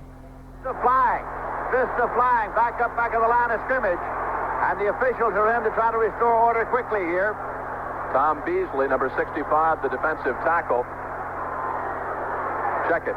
That's Elvin Bethea for the Houston Oilers, number 65. And number 55, John Cole, the offensive tackle. It was an incompleted pass, short hopped, and then the flurry broke out back where Bradshaw was. Little slap to the head by Bethea. He came right back and punched him, and Kolb went after him. No flag on the play. Well, they spotted again at the 23, where it's second down and 10 yards to go for the Pittsburgh Steelers. Bradshaw looked for a long time to see if Stallworth could clear on that pattern down into the corner, but then tried to go to Lynn Swan and was short. 7 minutes, 10 seconds on the clock. That's remaining to be played in the first half. Pittsburgh 14, Houston 3. 5 receivers left and right. Bradshaw audibilizing at the line of scrimmage. Leans in now to wait for the snap. Now drops back. Pumps it, and it is complete. Taken by Rocky Blythe on the right foot. He's down to the 10-yard line, and he's out of bounds at the 8-yard line. Run out on the far side by Greg Bingham. So it's first down and goal to go. Pittsburgh at the Houston 8-yard line on the pass from the right flat to Rocky Bleier. Exactly as Lindsey called it, out under the right flat. Number 54 finally in on the tackle for the Houston Oilers. That is Greg Bingham, who is back into the lineup after sitting out for one play. Bradshaw now 5 out of 9, 110 yards. And that is the second pass completion to Rocky Bleier. Ball is being spotted inside the 8, near the 7-yard line. First down and goal to go. Here come the Pittsburgh Steelers. Bradshaw asking for quiet as he comes up. Rocky Bleier's in the right set. Franco Harris in the left set. Wide receivers left and right. Bradshaw leans in now to take the snap. Pittsburgh Steelers are leading 14-3 and driving once again. Handed off to Franco Harris. Tries the right side. Now comes all the way around to try the left side. Circling back to the 20, 15, 10, and down to the 6-yard line. Greg Stemrick made the tackle. A long run all over the ballpark for a gain of a yard. And you know who made the block that got Bradshaw to the backfield back at the 20-yard line? The man that's supposed to have the flu this week, Terry Bradshaw. He really popped Bingham, number 54, back at the 20-yard line. Otherwise, Franco would have been trapped way, way back in behind the line of scrimmage. Second down goal to go at the 6-yard line. Rocky Blau raced over to the sideline, got some information. Raced back. Chuck Moe was indicating timeout out there, but nobody has taken one. And here come the Steelers up there once again. Lynn Swan to the right side. Stallworth to the left side. Bauer in the right set. Franco Harris to the left, so the towel is thrown back there by Bradshaw. Just to the left of Franco Harris. Now Bradshaw pops it, and it's intercepted by Stemrick in the end zone for a touchback. First and 10 Oilers at the 20-yard line. Intended for Stallworth. Stemrick intercepted. It'll be brought out to the 20-yard line. First and 10 Oilers. Greg Stemrick with a key interception right there. He has 3 interceptions so far coming into this football game. That is his 4th of the season, and a big, big turnover for the Houston Oilers. They were on the verge of falling behind by a whopping 21-3 count. You cannot do that here at Three Rivers Stadium where the Pittsburgh Steelers play almost unbelievable football. So instead of trailing 21-3 after that interception by Stemrick, the Oilers are down 14-3, and they start now from their own 20. Big turnover. Here come the Oilers now as Donnie Pastorini brings them up. They've got Campbell as the lone setback. Wide receivers left and right. Steelers dig in the defense, and Pastorini. Now play action to Campbell is being sacked. L.C. Greenwood gets to him again. L.C. Greenwood from the left side. Simply powers him there, and Pastorini never had a chance. And it is a very, very frustrated Dan Pastorini right now that sets up at about his own 5-yard line as the Oilers are walking very, very slowly back into that huddle, just as if the offensive line of the Pittsburgh Steelers had the defensive line of the Oilers back on their heels. It is the defensive line of the Pittsburgh Steelers that has the offensive line of Houston on their heels. Pittsburgh in complete control of this football game. Second and 16 back at the 14-yard line now. And Pastorini slowly comes up to the line. He leans in now. Campbell's his lone setback. 5 receivers left and right. This time Campbell gets it, goes to the right side. Still struggling and gets only a yard to the 15-yard line before Mike Wagner wrestles him to the turf along with Jack Ham. It's going to be 3rd down and 15 yards to go at the 15th.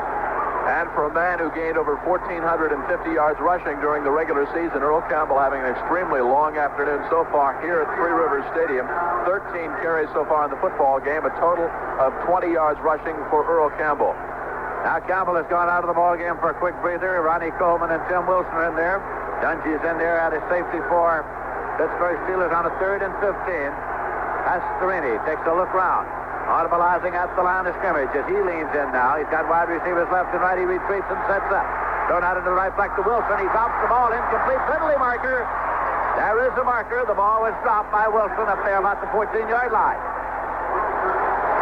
And the way the Oilers are walking off, it's thrown in the vicinity of holding. It looks like it's going to be a kicking foul. A tripping foul against the Houston Oilers. It is declined, of course. The tripping penalty against the Oilers declined to bring the punting unit on 4th down. Parsley's in to punt. He's got Theo Bell back there, flanked on either side by Delaplane and Jim Smith. Houston now 1 out of 6 on 3rd down conversions, Lindsey, and as you know, you've got to be around that 50 percentile range to be in a football game. The Oilers are not. Parsley standing on his own goal line, waiting for the snap in deep punt formation. It is made. He gets the kick away. Theo Bell is retreating to his own 42-yard line. He goes up to his 45 to the 50 to the Oiler 45. Theo Bell picks his way to the 40 and is down at the 39-yard line of the Houston Oilers, who have a 1st and 10. It was Poole along with Merkin who made the tackle. So back comes Theo Bell on the specialty teams, giving the Oilers back, getting the Steelers, though, back into good field position against the Houston Oilers all the way down at the 38-yard line. Pittsburgh in complete command of this football game has not really had bad field position at all.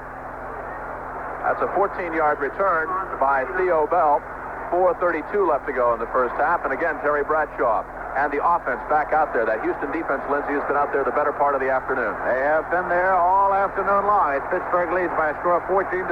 First and 10 at the Houston 39-yard line. Bradshaw handing off, this time a fumble. It was Franco Harris who recovered his own fumble. He took the ball, it dropped right at his feet. He fell on it, and he took a loss of a yard at the 40-yard line. It'll be 2nd and 11. Elvin Bethea was there for the Houston Oilers. And Bethea, one of the leading tacklers for Houston over the course of the season.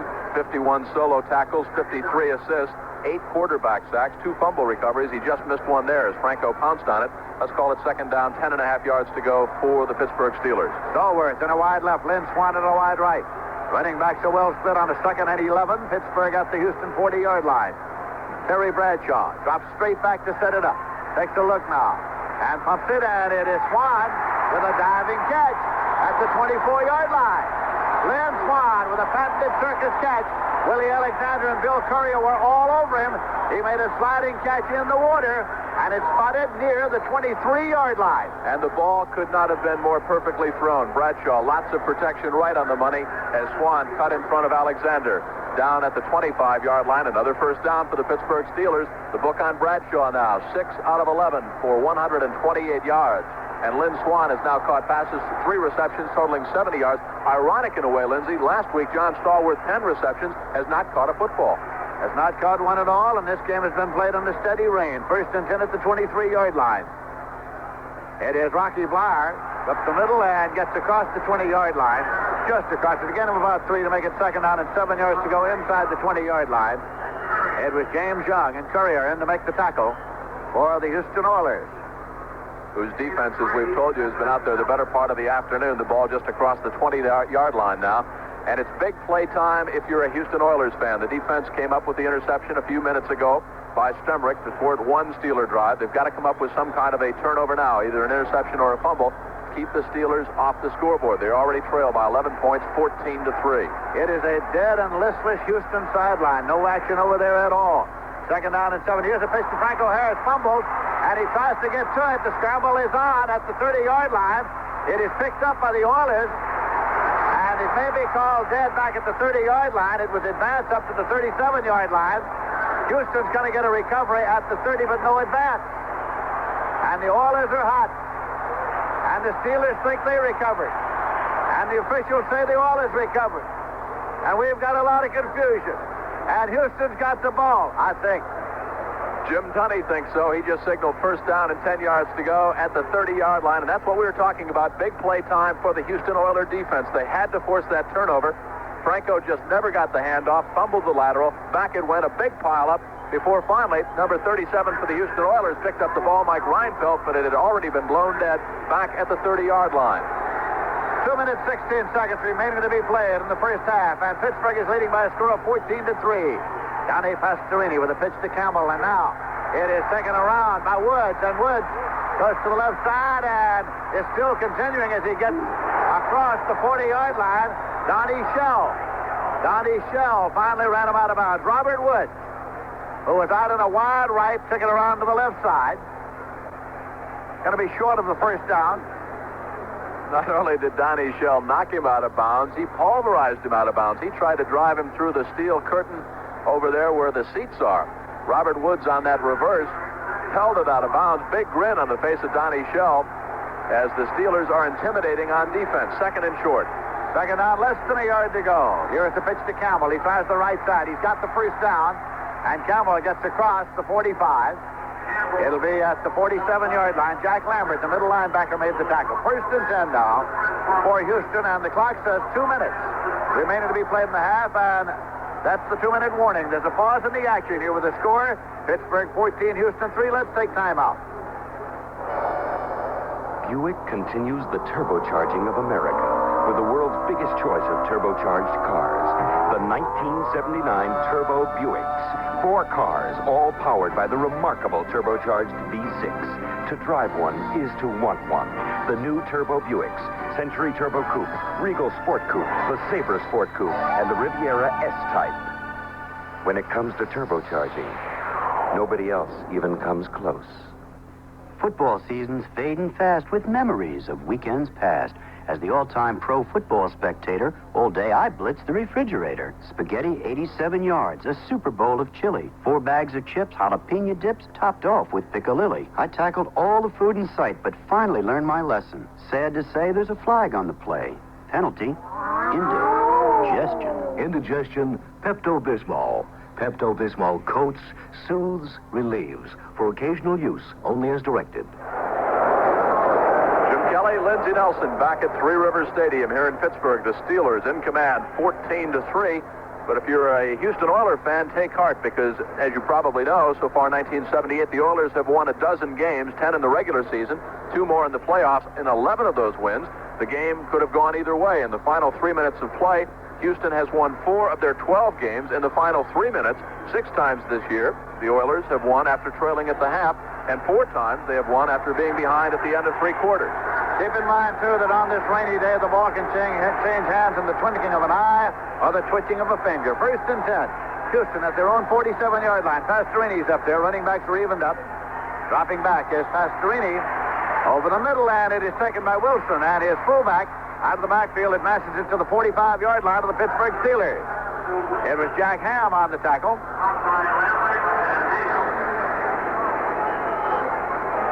Kenny Burrow. And number 29 for the Pittsburgh Steelers, Ron Johnson exchanging greetings down on the field. Quick offense now for the Oilers. 2nd down, 3 yards to go. Houston at the Pittsburgh 45-yard line. Pastorini again retreats and sets up. Over the middle, and Ronnie Coleman has it at the 40. Side flips to the 35, goes to the 30, and fumbles the ball, and Pittsburgh recovers. At the 30-yard line, Jack Ham is there. Jack Ham for the Pittsburgh Steelers. Ronnie Coleman was inside the 30-yard line, but he was inside the 30 without the football. 1st and 10 for Pittsburgh. They have the ball at their own 30. Like we said, the ball can change hands in the twinkling of an eye. Or the flick of a finger, and in that case, the flick of a forearm. Jack Ham, number 59, pounced on the loose ball, and the Steelers are back in business. 1:23 left to go in the first half. Bradshaw operates now from his own 30-yard line, and the Oilers have just turned the ball over 4 times. Pittsburgh has turned the ball over 4 times, and more of that in the second half. Pittsburgh Steelers back in their huddle now.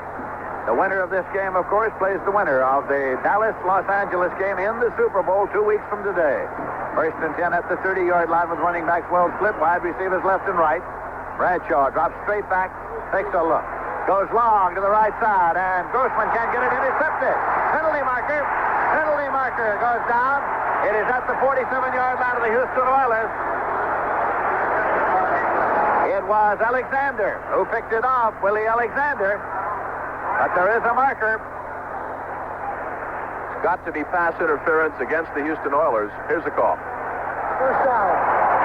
Exactly what it is. First down on the pass interference call. Bill Courier, number 20, the second-year man out of South Carolina, belted the Steeler receiver, just took him away. That was Randy Grossman, number 84, before the ball was picked off by Alexander, who actually fumbled after the interception. So the Steelers are still in business, leading in this football game by 11 points, 14-3.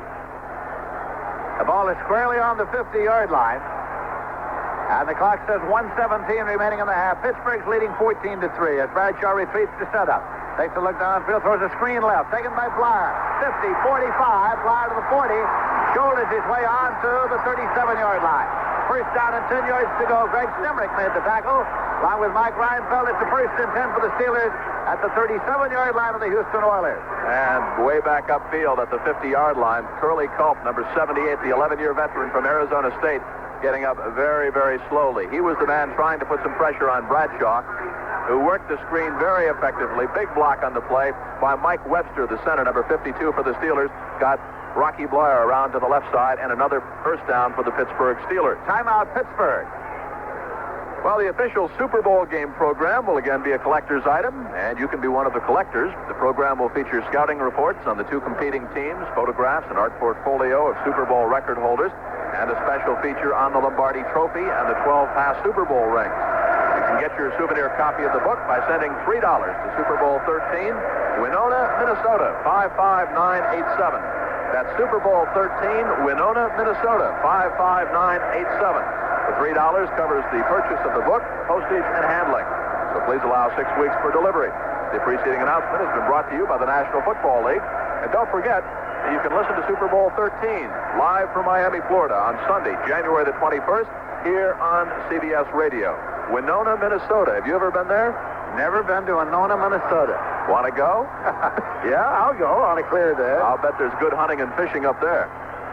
Got to bet on it. Little ice skating. In first downs, the Pittsburgh Steelers, almost indicative of the score. They have 14 in the football game. The Houston Oilers have just 5, and our score is 14-3 Steelers. And the Steelers have the ball first and 10 now at the Oilers' 37-yard line. Bradshaw brings them up wide receivers left and right, and the running backs are evened up. Bradshaw tries a running draw to Franco Harris, tries the right side. 35, 30, out of bounds at the 29-yard line. And what a run by Franco Harris. No less than 4 Houston Oilers had shots at him. First, number 78 in the backfield. That was Curly Culp. He broke that tackle. And then number 77, Jim Young, the second-year man from Texas Southern. He broke that tackle. Over on the right side, number 54, Greg Bingham. And Franco just bowled over him as Franco Harris carried for another 8 yards so far in the football game. 13 carries, 43 yards for Franco Harris. Second down and 2 yards to go for the Steelers at the 29-yard line of Houston.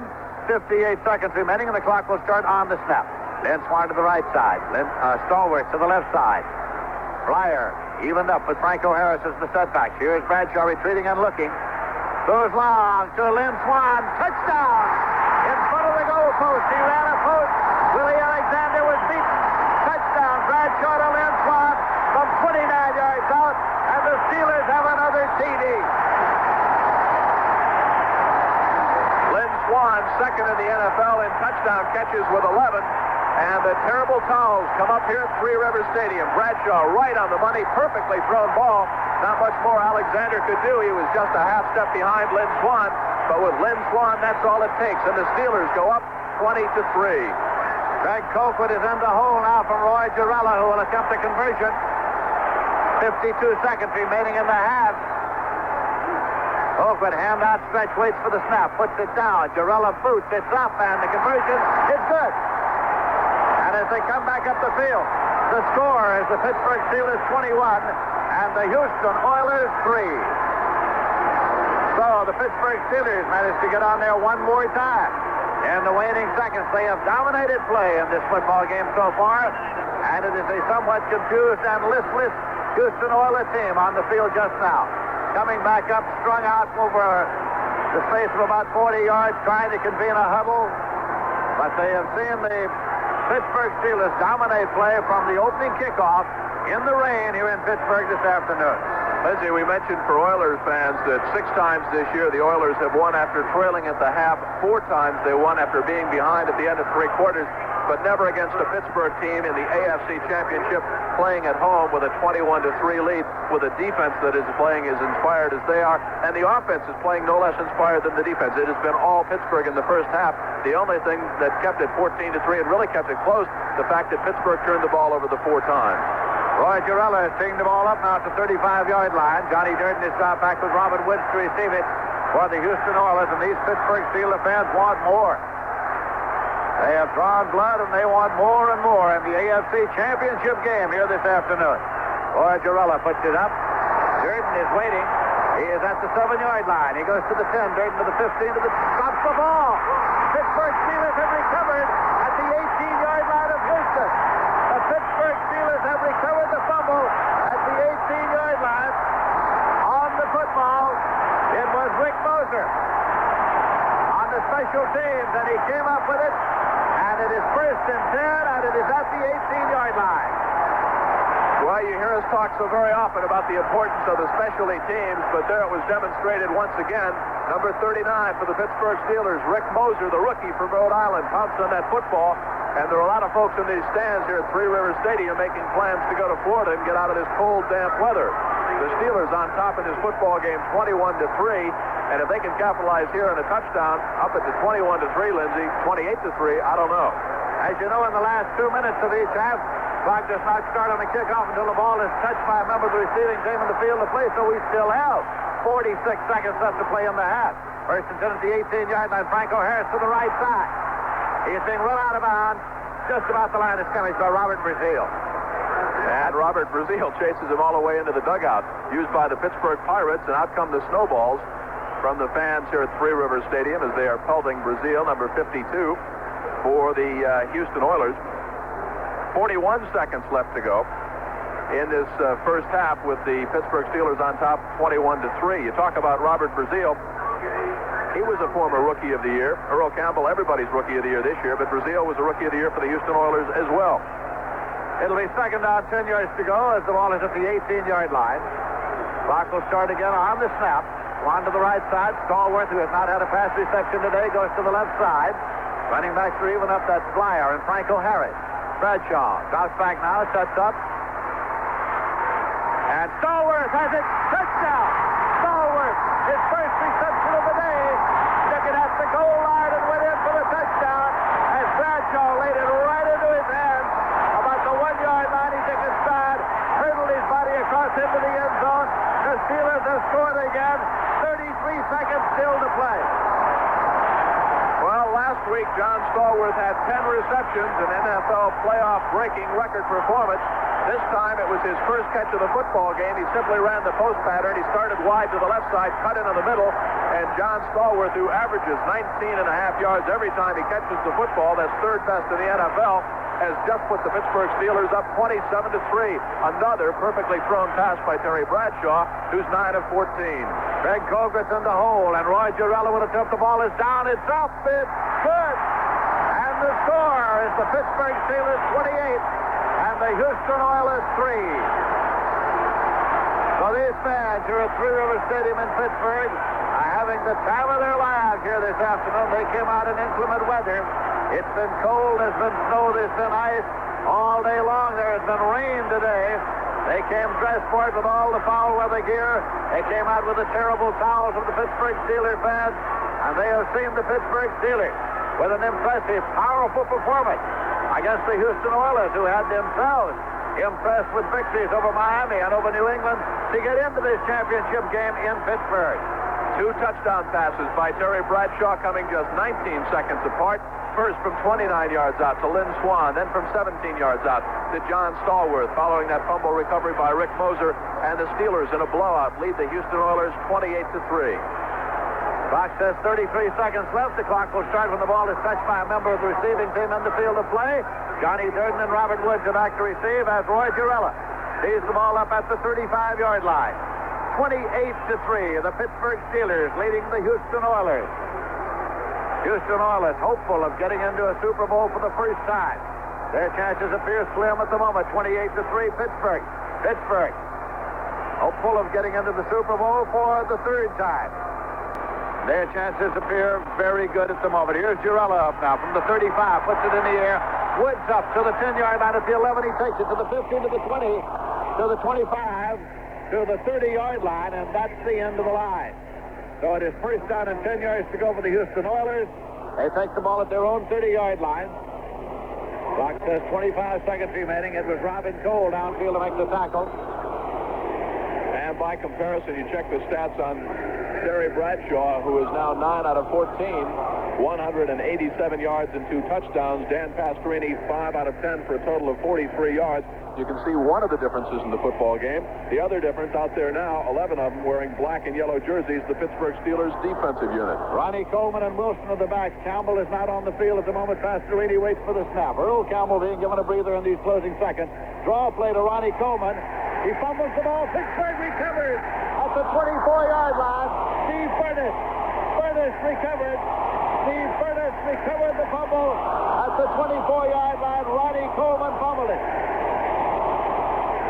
Almost unbelievable series of circumstances here in the last 32 seconds. With just 52 seconds left to go in the first half, Bradshaw finds Lynn Swan, 29 yards, touchdown. The kick makes it 21-3 in favor of Pittsburgh.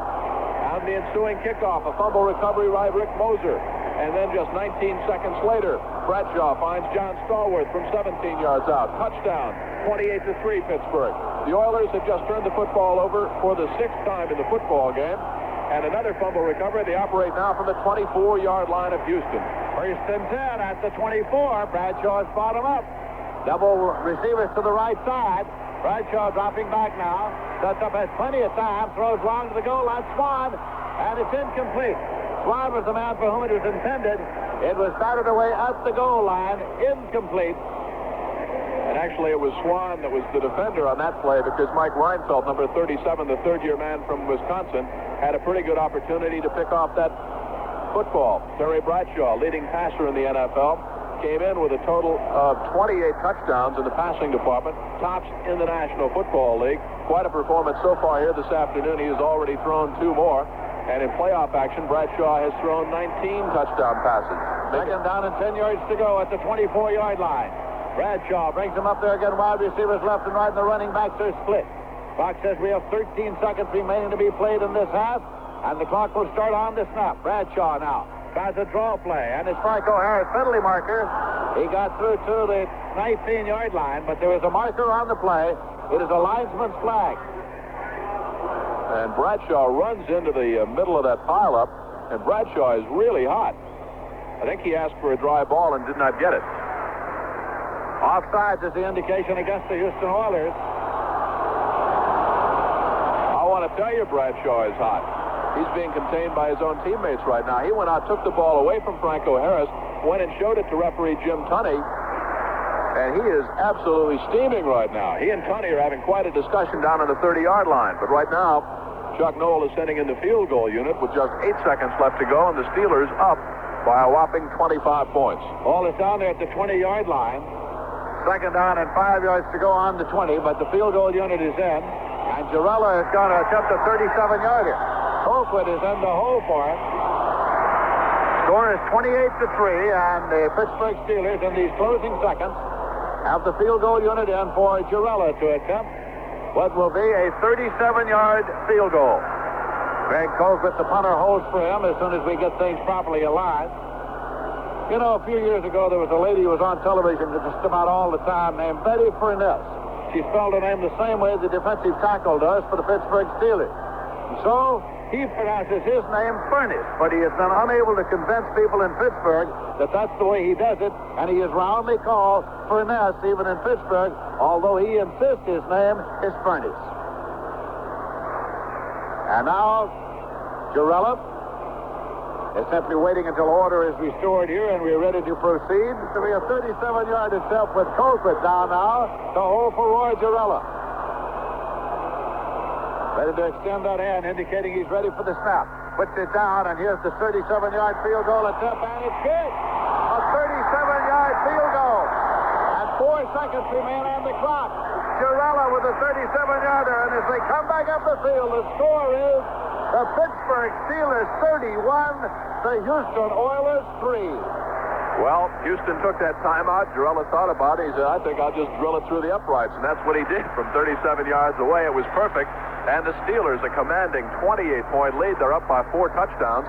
And the Oilers have yet to get into the end zone. And the way the Steeler defense has been playing, unless they can get on track in the second half, they might not get into that end zone. Houston Oilers are deploying to receive the kickoff, which in the last few moments has been one of the worst things they can do.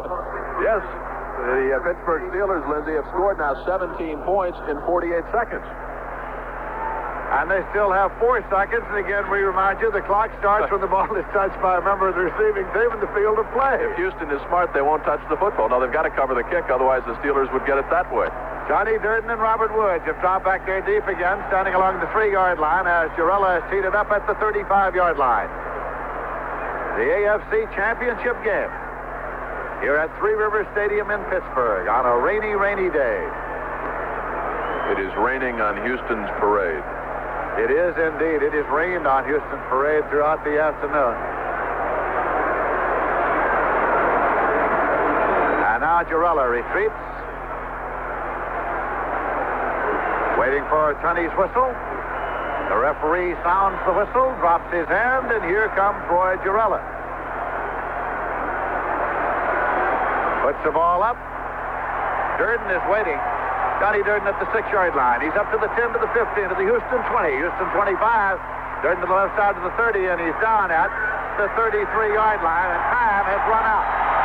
Tackle was made by Bell, Theo Bell, and that's the gun sound at the end of the first half.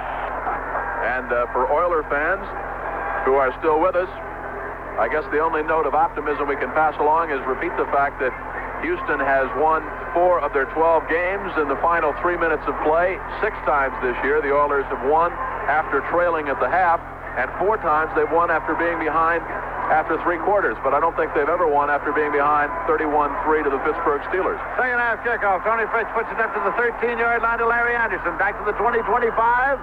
And he is stopped across the 25-yard line at the 26. Poole downfield to make the tackle, so it's going to be first down, 10 yards to go. For the Pittsburgh Steelers, and they held the ball at their own 26. It is still raining. It was raining before the first half kickoff. It rained throughout the entire first half, and it is raining steadily here at Three Rivers Stadium. Terry Bradshaw out to run the attack again. He's got Franco Harris and Rocky Blyer. As it setbacks, and there comes Lynn Swan out to a wide right. And there goes John Stallworth out to a wide left. Now they're switching Grossman over to a tight end right. Switch the running backs. Blyer into the left set. Franco Harris into the right set. Bradshaw now handing it off to Rocky Blyer. Tries right tackle. Takes a wrinkle outside. Goes across the 30-yard line and drives through the 34-yard line before Curly Culp and Robert Brazil come in to stop him. A pickup of 6 or 8 yards on the play will make it second down and 2. Chili's not bad, by the way. Looks very good on my shirt. Second down and 2 yards to go at the 34-yard line. Looks like your shirt. The Pittsburgh Steelers in their black and gold, playing before the home folks here. Break the huddle, and they send Stallworth again to a wide left and Lynn Swan to a wide right. Bradshaw looks left, looks right. Bends in to take the snap. Again, he is handing it off, and again it is Blyer, and he's got a first down across the 40-yard line at the 41. Houston Oilers do not appear all that interested as Steve Cantor comes up to make the tackle. It's a first and 10 for the Pittsburgh Steelers, and they held the ball at their own 41-yard line. Another second down, first down play. In other words, Blyer picked up the first down, Lindsey, on second down. Pittsburgh, pretty good indication of how they have controlled the game offensively, has had only 1 third down play all afternoon. Stallworth to a wide left, and Lynn Swan to the wide right. Houston Oilers deploy their defense. Running backs are evened up. Bradshaw turns now, and he's moving the offensive set, moving Blyer over to a set right. Franco Harris remains directly behind the sun, and Franco Harris gets the ball. He's trying to jitterbug, can't find anywhere to go.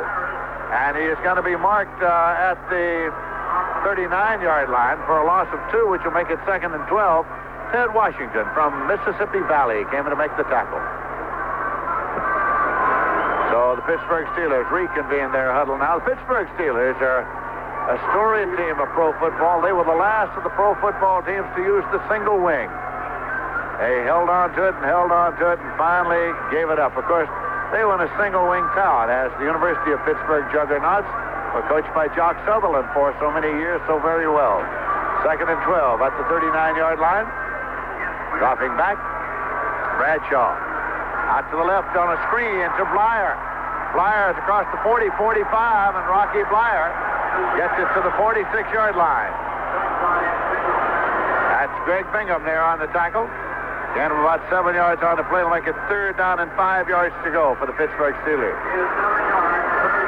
Grossman comes over, asks for a towel. One is thrown out to him by an equipment man, and he rejoins the huddle now. And as we told you, it's only the second third down play that the Steelers have had all afternoon. They lead by 28 points, 31-3, and the winner meets the winner of the Dallas-Los Angeles game in Super Bowl 13. Maybe the third down play is their weakness. 3rd and 5. Let's see if they can make this one. They're leading in the game by a score of 31-3 early in the third quarter. Running backs are well split, and Bradshaw retreats.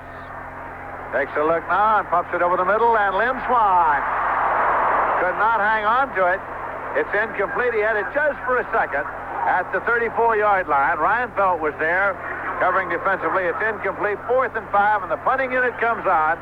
Craig Colquitt, a rookie from the University of Tennessee who averaged 40 yards per punt, is coming out to do the booting. He has seen very little action today. He has seen no action. This is the first punt for the Pittsburgh Steelers. Well, he has seen some action. He's been holding for the extra points, of which there have been 4, and a field goal, of which there's been 1. That doesn't count. He's back in deep punt formation now. Robert Woods is back in a single safety. Colquitt now gets it, steps up, boots a high trajectory kick. Fair catch signal goes up. He lets it go at the 10. It's inside the 5 and goes right to the goal line. Touchback. Steelers made a great effort to save it at the last moment, but it touched that goal line, and that makes it a touchback at the 20-yard line. First down and 20 yards to go. Shows you what a fella can do when he doesn't have to punt very often. A 53-yard punt, and the Oilers operate from their own 20-yard line on the touchback. With the score, the Steelers 31, the Oilers 3. Let's take this timeout. Back at Three Rivers Stadium, a 28-point Pittsburgh lead, 31-3.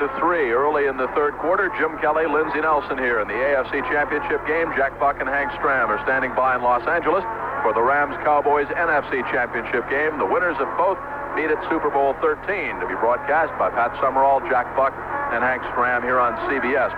We told you at the top of the broadcast the Pittsburgh Steelers are into the AFC Championship game for the 5th time in the last 7 years, playing here at home at Three Rivers Stadium. Since they first made the playoffs back in 1972, the Steelers are 49-8. Danny Pastorini brings him up now. Earl Campbell, Tim Wilson with the setbacks, and they're evened up. Wide receivers left and right for the Houston Oilers. First and 10 at their own 20. Pastorini, number 7, retreats, throws it out in the left flat to Campbell, incomplete. A wet ball off the wet hands of Earl Campbell. It goes incomplete, 2nd and 10 at the 20-yard line. And maybe, too, Lindsey, a little bit of loss of concentration. That's what happens when you fall behind the Pittsburgh Steelers at home by 28 points. Campbell, certainly a catchable pass out on the left flat, was wide open.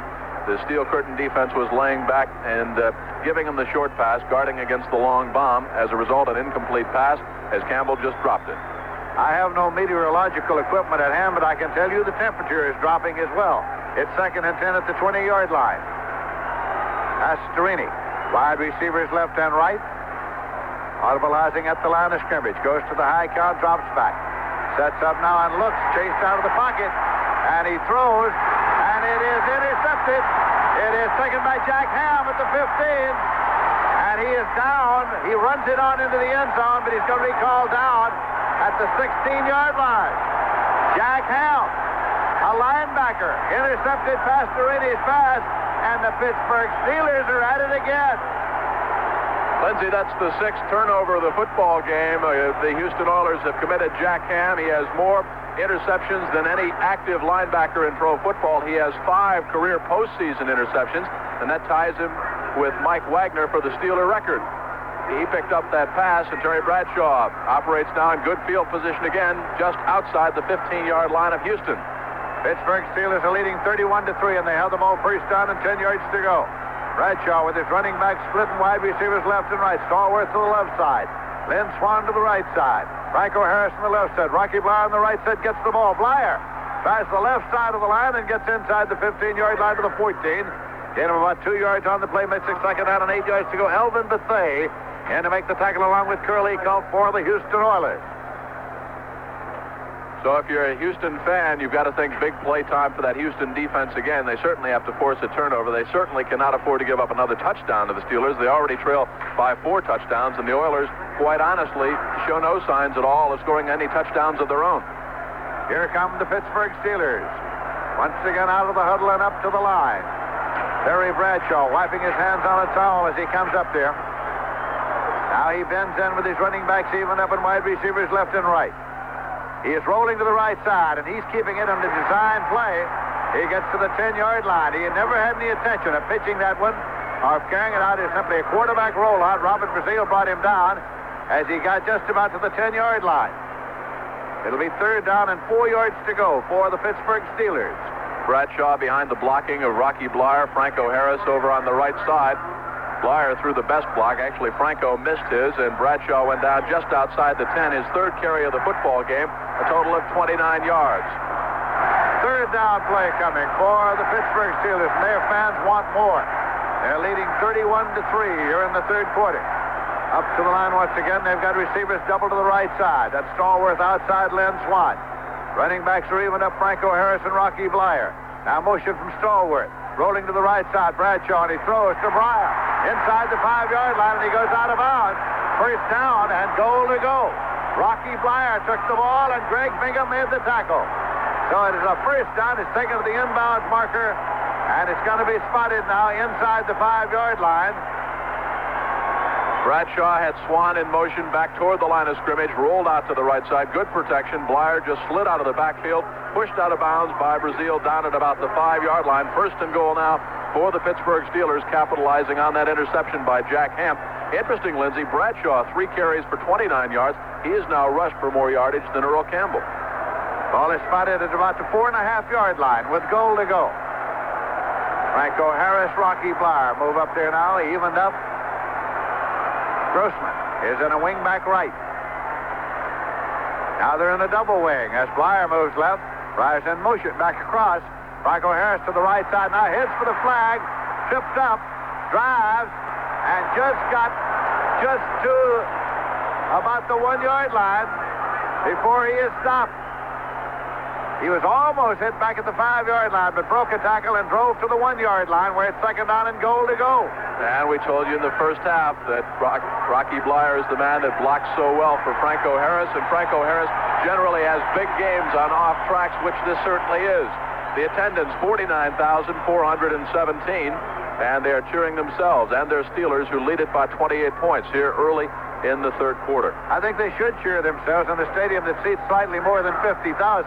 When you draw 49,417 on a cold, rainy day, you've got football fans, and they have them here in Pittsburgh. Second down, goal to go at the 1-yard line. And here's a quick pitch to Franco Harris, tries the left side, and this time he breaks one tackle, but can't go, and he's going to be thrown for a loss. Penalty marker back in the end zone. We're going to have an illegal procedure or a delay of game call against the Pittsburgh Steelers here. Delay. That'll move them back 5 yards on the play. It'll be second and goal back at the 6, as delay of game will cost them 5 yards. And Jim Tunney is marking it off. Actually, the ball, as it's spotted out there, is near the 7-yard line. Still second down. Second down and goal to go. Pittsburgh leading 31-3.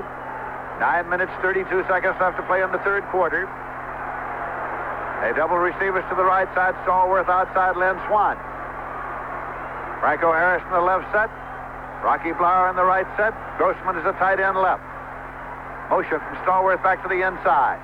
Here's Franco Harris trying the right side. Now he's going to try to loop back. He's at the 20-yard line to the 15. Still trying to get outside, skating around in the water. Comes back to the right, and he's dropped at the 15-yard line. Well, it didn't look like very much, and it wasn't. Franco running left and right. He should learn the shortest distance between 2 points is a straight line. Franco looking for some blocking help, almost busted it back up at the 15, needed one more, cut back against the grain, and was finally brought down. A lot of running around by Franco Harris, didn't do very much, and it brings up the third down play of the afternoon for the Pittsburgh Steelers. It is third down and goal to go, and you spot it just at the 15-yard line. Franco Harris was splashing around, looking as though he were running in snowshoes. It is third down and goal to go at the 15-yard line. Franco's in the right set. Double receivers to the left side. Bradshaw tries to draw to Franco. Quick open at 10 and down to the 6-yard line where it'll be fourth down and goal to go. Quick opener for Franco Harris. Could not go all the way, but moved it down there to the 6-yard line where it's fourth down and goal to go. And here comes Girella in again, and here comes Colquitt in to hold for him. And this will be a 23-yarder. A 23-yard field goal attempt by Girella. He's deadly from this distance. Colquitt down on one knee, ready to extend the hand to indicate to his son that he's ready to take the snap. Colquitt edged up just a mite. It's still a 23-yarder. Girella's 5 out of 6 between the 20 and the 29. He boots this one up, and the 23-yard is good. And so 3 more points are on the scoreboard for the Pittsburgh Steelers as they lead it by a score of 34-3. So there's a timeout on the field with the score, Steelers 34 and the Oilers 3. Command of this football game by a score of 34-3. And dropping back, Johnny Durden and Robert Woods to receive the kickoff. Of course, these Houston Oilers played a 16-game season. They won 2 postseason games coming in here. But it just may be that the season has lasted 1 game too long for the Houston Oilers. Girella has teed the ball up at the 35-yard line. And the Pittsburgh Steelers so far have destroyed the Oilers here this afternoon. It's a spiral downfield, and it is muffed at the 25, but picked up by Woods at the 15 and returned to the 20, and he gets it up to the 25-yard line. Robert Woods returned it, so it'll be first down and 10 yards to go for the Houston Oilers. Downfield was Moser to make the tackle for the Pittsburgh Steelers. Danny Pastorini, quarterback for Houston.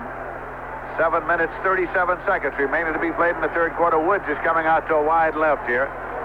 Defensively, John Banaszak is in there. Lauren Taves is in there for the Steel Curtain. Running backs are in an I formation for Pastorini. Now motion by the fullback, Tim Wilson, to the outside. Taken by Campbell. He tries a counter and gets through to the 28-yard line before he is necked out and thrown back. And again, a few fists are flying briefly. Order is quickly restored. Jack Lambert and Mike Wagner in to make the tackle. Gain of 3 yards by Earl Campbell will make it second down and 7 yards to go at the 28. Here comes Robin Cole in there defensively. Jack Ham is being assisted off the field for the Pittsburgh Steelers. Members of the training staff going out to meet Jack Ham. Jack Ham considered by many observers as the best player in professional football at his position, and he's getting a hand as Ham comes off here at Three Rivers Stadium. And, of course, Jack Ham came from a pretty good school that has produced quite a few good football players. Penn State, the 8-year veteran, Jack Ham, number 59, checks out. Obviously, it's air-it-out time now for Dan Pastorini. They trail by 31 points. And you can't send Earl Campbell into the line too many times to make up that kind of a deficit. He's got wide receivers left and right, and the slot back to the left side. Fullback in motion outside left, and gives it to Earl Campbell into the line again. Earl Campbell drives to the 34-yard line. He is short of the first down sticks. It'll be third down, about a yard to go. Jack Lambert came in to make the tackle. One thing Houston does by keeping the ball on the ground, they keep the clock moving. They do keep the clock moving, and they might be aware of that. We have 6 minutes, 34 seconds remaining to be played in the third quarter, with Pittsburgh leading by a score of 34-3. Houston 0 for 5 in third down conversions. Move up there in a wing right alignment, running backs in an I formation. Pastorini bending in to take the snap. Motion across from the wing back to the left side. Quick pitch to Campbell. Tries to go outside right, but he's necked out and he didn't make it. He did not get to the 35-yard line. Lauren Taves was in there to make the stop, and it's fourth down and a yard to go now for the Houston Oilers. Members of the unit in there now, some of them walking slowly over toward the sideline, expecting the punting unit on. Punting unit isn't sure it wants to come on. So we're getting the exchange now as the punter, Cliff Parsley, comes onto the field. And the hand is for the defensive unit of the Pittsburgh Steelers coming off as their kick return unit comes in, and Theo Bell goes speeding back, standing at his own 28-yard line. Deep punt formation, Cliff Parsley. Second-year man from Oklahoma State. Swings his hands loosely. Durden is moving out wide right on the coverage for the Houston Oilers. Parsley gets the snap. Steps up, boots it high. Theo Bell retreats. He takes it at his 24, runs left to the 25, hits his own man, and Durden makes the tackle. A penalty marker is thrown.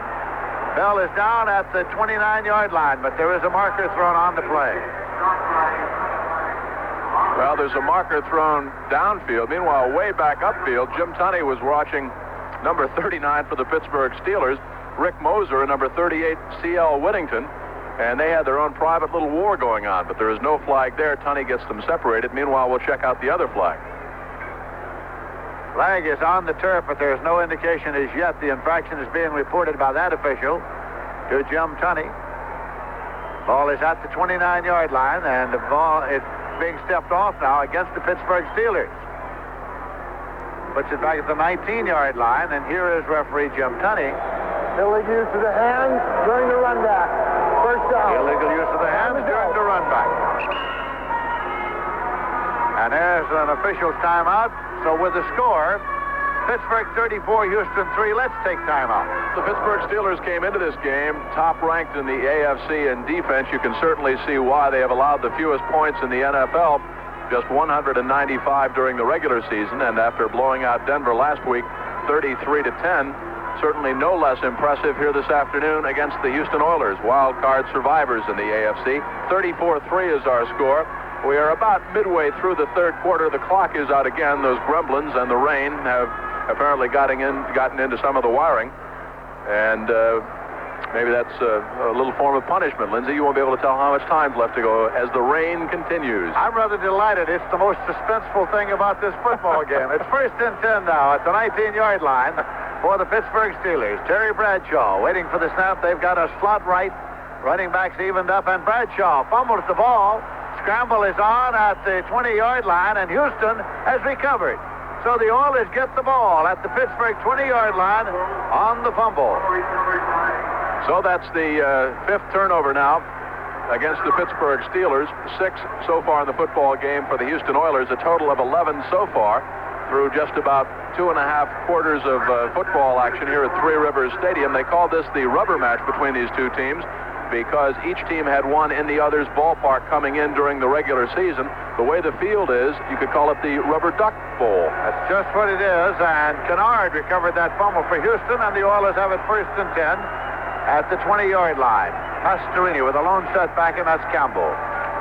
Now Burrow in motion back toward the inside, and it is over the middle, intended for Burrow, and slapped down by Lauren Taves, who almost intercepted. They started Burrow back inside from a left set, and then he broke quickly downfield, and the pass was lofted over the middle, and Taves almost intercepted. Big number 51, 6'3", 222, 6-year man from California, took it right out of the arms of Kenny Burrow, big 00, who's having a long afternoon here. In fact, Burrow has no reception so far, and Pastorini's stats now look like this: 5 out of 13 for a total of 44 yards. Burrow to the left side, Woods to the right side, 2nd and 10. Houston at the Pittsburgh 20-yard line.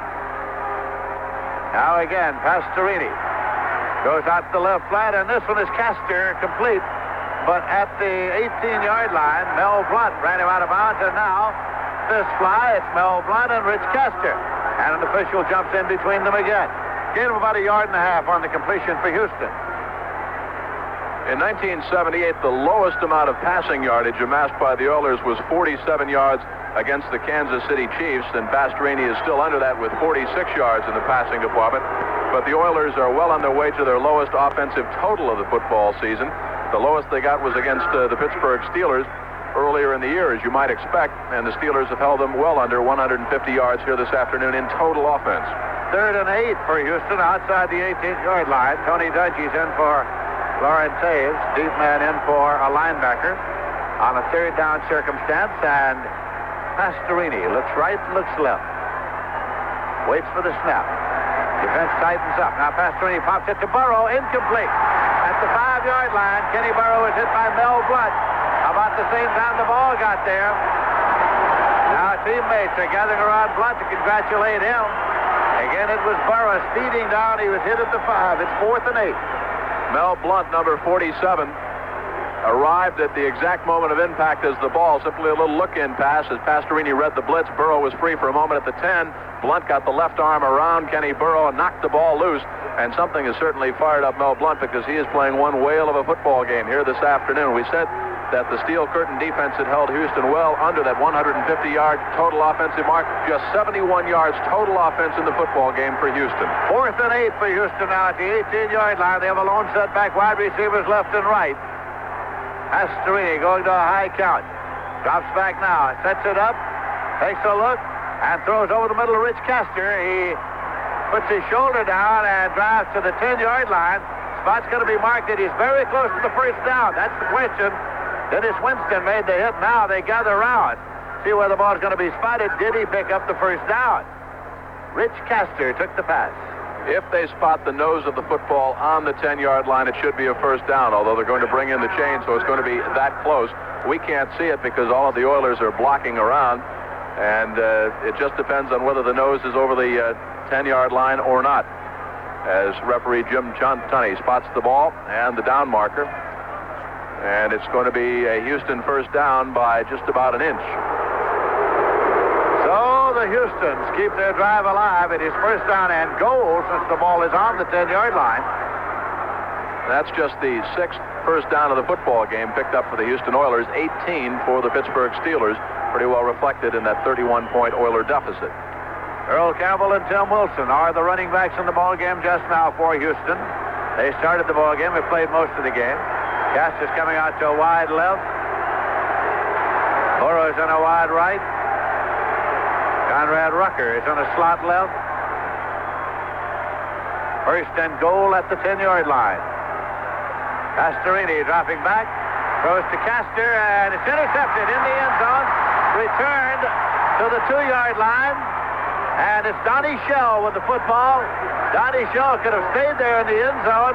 It would have been put in play at the 20-yard line. Instead, it's going to be put in play at the 1-yard line. So it'll be first and 10 at the 1 on the Donnie Shell interception in the end zone run out. And that flak jacket of Dan Pastorini's didn't do much good there because L.C. Greenwood, number 68, the 10-year man from Arkansas A&M, really leveled Pastorini all the way back at the 30-yard line. Donnie Shell, the interception. The Steelers shut out the Oilers once again. There's a pause in the action with the score. Pittsburgh 34 and Houston 3. Now, Donnie Shell has just picked off the 3rd Pastorini pass of the afternoon for the Pittsburgh Steelers. He ran it out of the end zone, much to the chagrin of Chuck Noll, because on the touchback they could have started first and 10 from their own 20, but Shell was trapped at about the half-yard line, and that's where Bradshaw and company will set up from right now. The Steelers have turned the ball over 5 times this afternoon, the Oilers 7, but in total yards, the Steelers 318, Houston 73. We have 3 minutes 55 seconds left to play in the 3rd quarter. Pittsburgh is leading 34-3. Bradshaw brings them up. He's got wide receivers left and right. Gives this to Rocky Blauer, and he is hit behind the goal line for a safety. He is hit for a safety. Blauer did not get it out, and it is a safety. 2 points for Houston, and Pittsburgh will get a free kick at the 20.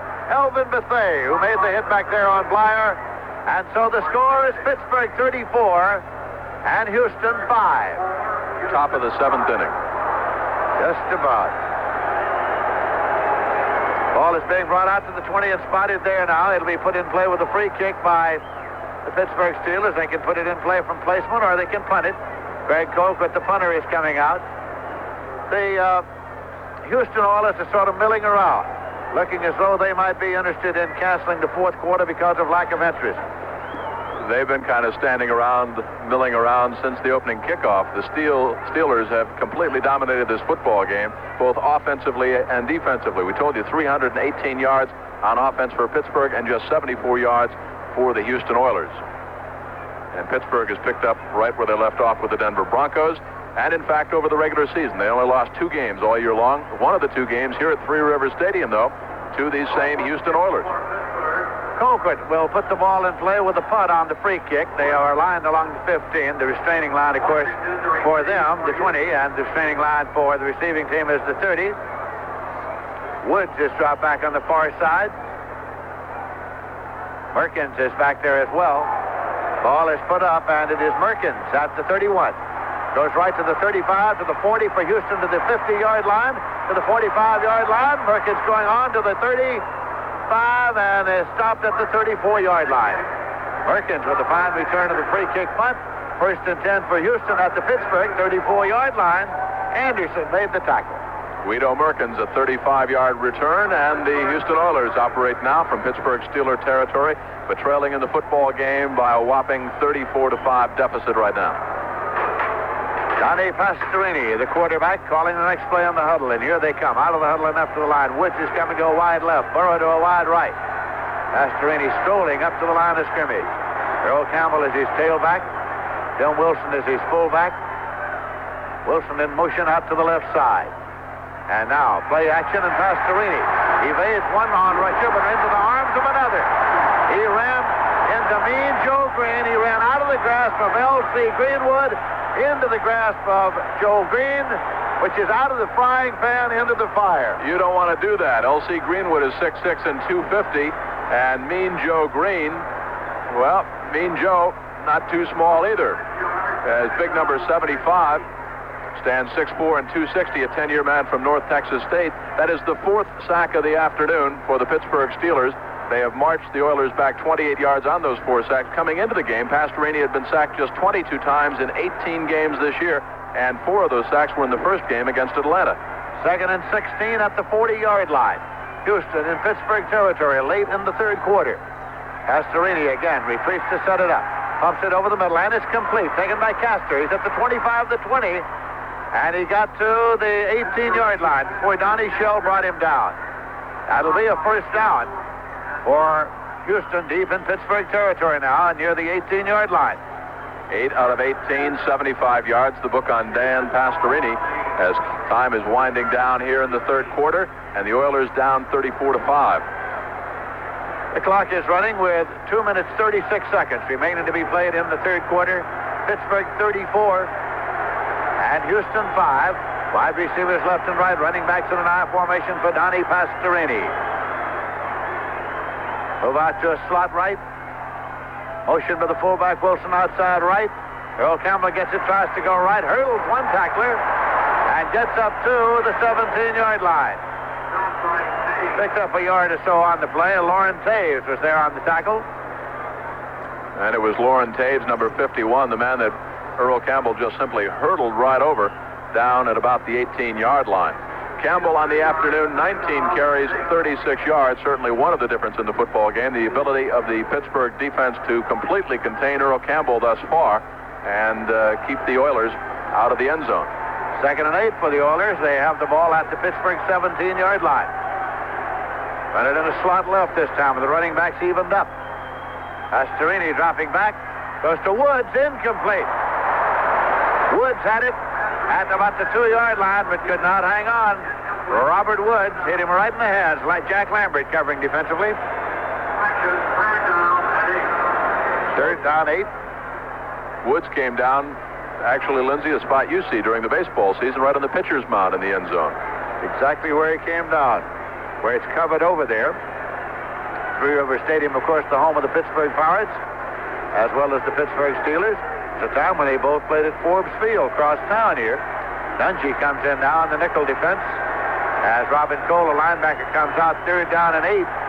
Houston at the 17-yard line of the Pittsburgh Steelers. Steelers showing the blitz. They've got everybody up on the line. Now Wagner backs off. Now Pastorini drops back. Tried to get it to Castor out in the left flat, and it's incomplete. So it'll be 4th and 8 at the 17-yard line. And now Houston 0 for 8 on 3rd down conversions. It has been a day of utter frustration for the Houston Oilers, as on that occasion, when at one moment Pittsburgh Steelers defensively pulled everybody up. Quickly now they retreated 2 safety men. Woods was held up trying to run a post. Castor was in the open out in the left flat, but the ball was not thrown within 3 or 4 yards of him. It's 4th down and 8 yards to go at the 17. Here comes Woods into a wide left, and Kenny Burra goes into a wide right. Pittsburgh leading 34-5. 1 minute, 31 seconds left in the 3rd quarter. Three River Stadium in Pittsburgh. Pastorini dropping back again. Now a balloon pass to the left side. Intercepted at the 3. Ron Johnson runs it back to the 10, to the 15, to the 20, to the 25. Ron Johnson up the sideline is finally bounced out of bounds in the general vicinity of the 36-yard line. Another interception, another turnover, and the Pittsburgh Steelers have the ball. Okay, that's the 4th interception thrown by Dan Pastorini. That's number 29 for the Pittsburgh Steelers, running off the rookie from Eastern Michigan. The rookie cornerback is only 5'10", 200 pounds, up against it right there, and the rookie performed just fine, thank you. A 25-yard return, and the Steelers operate on offense again. Again, the Steel Curtain defense keeping the Oilers out of the end zone. Pittsburgh giving up the fewest points in the National Football League during the regular season, 195. They gave up just 10 to the Denver Broncos in that 33-10 shellacking last weekend. And Dan Pastorini's having a very long afternoon of it. A hand for Rocky Blowers. He comes off the field. Sidney Thornton has replaced him. Franco Harris is still in there. First and 10 at the 36. And here's Franco Harris, struggling up to the 40-yard line. Rocky Blowers on his way to Miami. He's into the tunnel. He says, I'm going to get a hot shower. We've got enough of this. The former Notre Damer is apparently through for the day. He has gone in, and the clock says we have now exactly 1 minute remaining to be played in the third quarter. Jack Delaplane is coming in, and Franco Harris, it's Thornton coming off. Thornton comes off. Delaplane is in for Thornton. Franco Harris stays in. It is second down, and 6 yards to go up there at the 40. Bradshaw still in there, quarterback. Handing it off, and this time it's Delaplane. Finds running room. 50 to the 40 to the 35. And he is out of bounds at the 37-yard line. Willie Alexander ran him out first and 10 for the Pittsburgh Steelers on Jack Delaplane's dash to the 37-yard line of the Houston Oilers.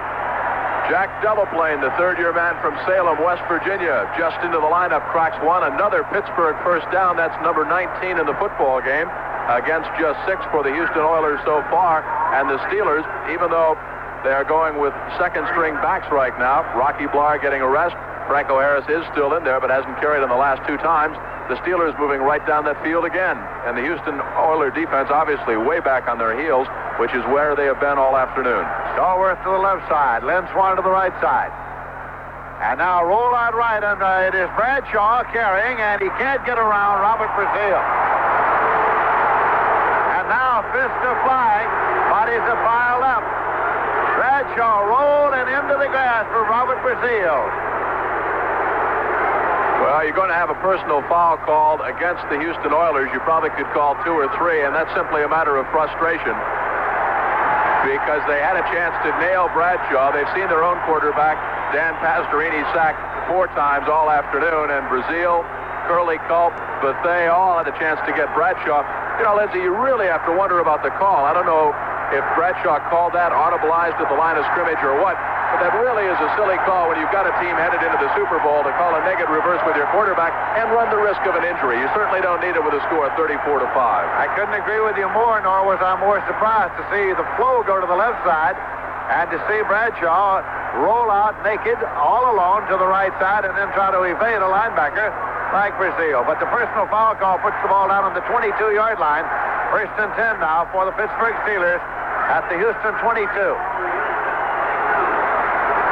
The clock shows no time remaining, and that doesn't mean a thing. It's first and 10 at the 22-yard line. As we will await the gun, which will end the period shortly, I think. Bang. And here is a quick pitch. It's taken by Franco Harris. He tries to turn a corner and can't. And so he is spilled back at about the 24-25-yard line. Steve Kiner there on the tackle, the linebacker for the Houston Oilers. It is going to be spotted at the 25, and there's the gun. That's the end of the third quarter with the score, Pittsburgh 34 and Houston 5.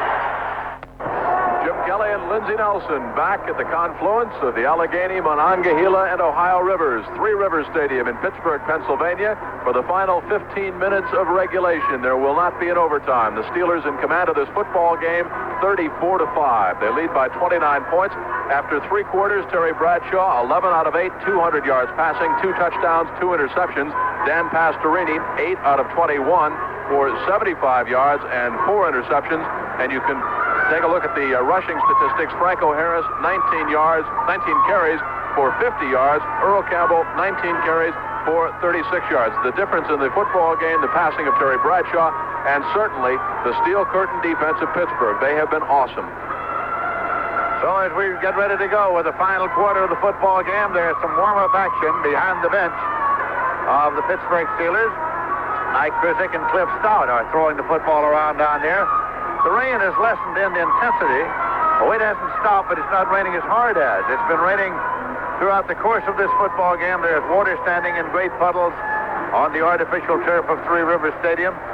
And as play is resumed, it'll be second out and 13 yards to go for the Steelers, and they held the ball at the 25-yard line of the Houston Oilers. It has been a day in which the Pittsburgh Steelers have flexed their awesome strength before their hometown fans here before moving on into the Super Bowl, which will be played 2 weeks from this afternoon in Miami, Florida. Delaplane and Harris are the setbacks, and they hand it out to Franco Harris on a delay, and on the draw he goes to about the 32-yard line. James Young and Curly Culp going to make the tackle at the 22-yard line, that is. Gain of 3 will make it third down and 10 yards to go. And now here comes Rick Moser into the ball game. A running back, and Franco Harris is coming off. Franco gets a hand as he comes off. Would not be surprising if he is through for the day. So Franco leads Lindsey with 20 carries and 52 yards and 1 touchdown. 380 yards total offense for the Steelers, 91 for Houston. Third down and 10 yards to go for the Steelers. Bradshaw bending in now to take the snap. Dropping straight back. And he pumps it incomplete, intended for Delaplane. That'll make it 4th and 10 at the 22-yard line. Ted Thompson covering defensively. Here comes Roy Girella and the field goal unit. Craig Colquitt coming in to hold for him. Be about a 39-yard attempt. He's putting it down there at the 30, which will make it a 40-yard attempt. This is just a good scrimmage right now for the Steelers as they get ready for Super Bowl 13. And, of course, the winner of this game, the Pittsburgh Steelers, the champs of the AFC against the champs of the NFC, Jack Buck and Hank Stram in Los Angeles for the Rams-Cowboy clash at 4:50 Eastern Time here on CBS Radio. Craig Colquitt, hand out stretch, ready to put it down. He does. Just a 40-yarder booted by Girella, and it is short. It's short, didn't quite make it. So the ball will go over at the line of scrimmage, which is the 22. 1st and 10 for the Houston Oilers. If he had had some of the chili, he would have made that. I'm sure he would. There's a timeout on the field with a score. The Pittsburgh Steelers 34 and the Houston Oilers 5. Now let's take this timeout. So we don't know exactly how much time is left in this 4th quarter because the clock is inoperative at the moment, but we do know that the Houston Oilers trail by 29 points, 34-5, and Pastorini brings them up. 1st and 10, they held the ball at their own 22-yard line, and Pastorini now takes a draw left and throws a draw right to Tim Wilson, the fullback. He's across the 30-yard line, and he skids into a puddle of water at the 31-yard line. Jack Ham in there on the tackle. And now the referee, Jim Tunney, and the umpire, Pat Harder, have donned dry jackets. We presume they are dry, so that the officials' numbers have disappeared, but they are wearing striped jackets over the shirts. Apparently, there were only 2 in supply, and the remainder of the officials stay wet. So the ball is up there at the 31-yard line. Jackets were awarded in line of seniority, Tunney and Harder. This is a handoff to Earl Campbell. Powers his way up to the 35-yard line. Picked up about 4 yards on the play. Joe Green was there on the tackle along with John Banaszak. That's going to be a 1st down for the Houston Oilers. 1st and 10, and they have the ball at their own 35. Pastorini, 9 out of 22, 84 yards so far this afternoon. No touchdowns by contrast. Terry Bradshaw, 2 touchdown tosses. And that steel curtain defense, the Steelers in complete command of this football game. Pastorini has to go up top. Wide receivers left and right. Running backs are evened up. Pastorini dropping back, setting, and looking. Throws it to Wilson, his fullback in the right flat. Puts his head down and drives. Gets up across the 40-yard line. Gained about 6 yards on the play. It was Jack Ham along with Jack Lambert on the tackle, and it's spotted at the 41-yard line.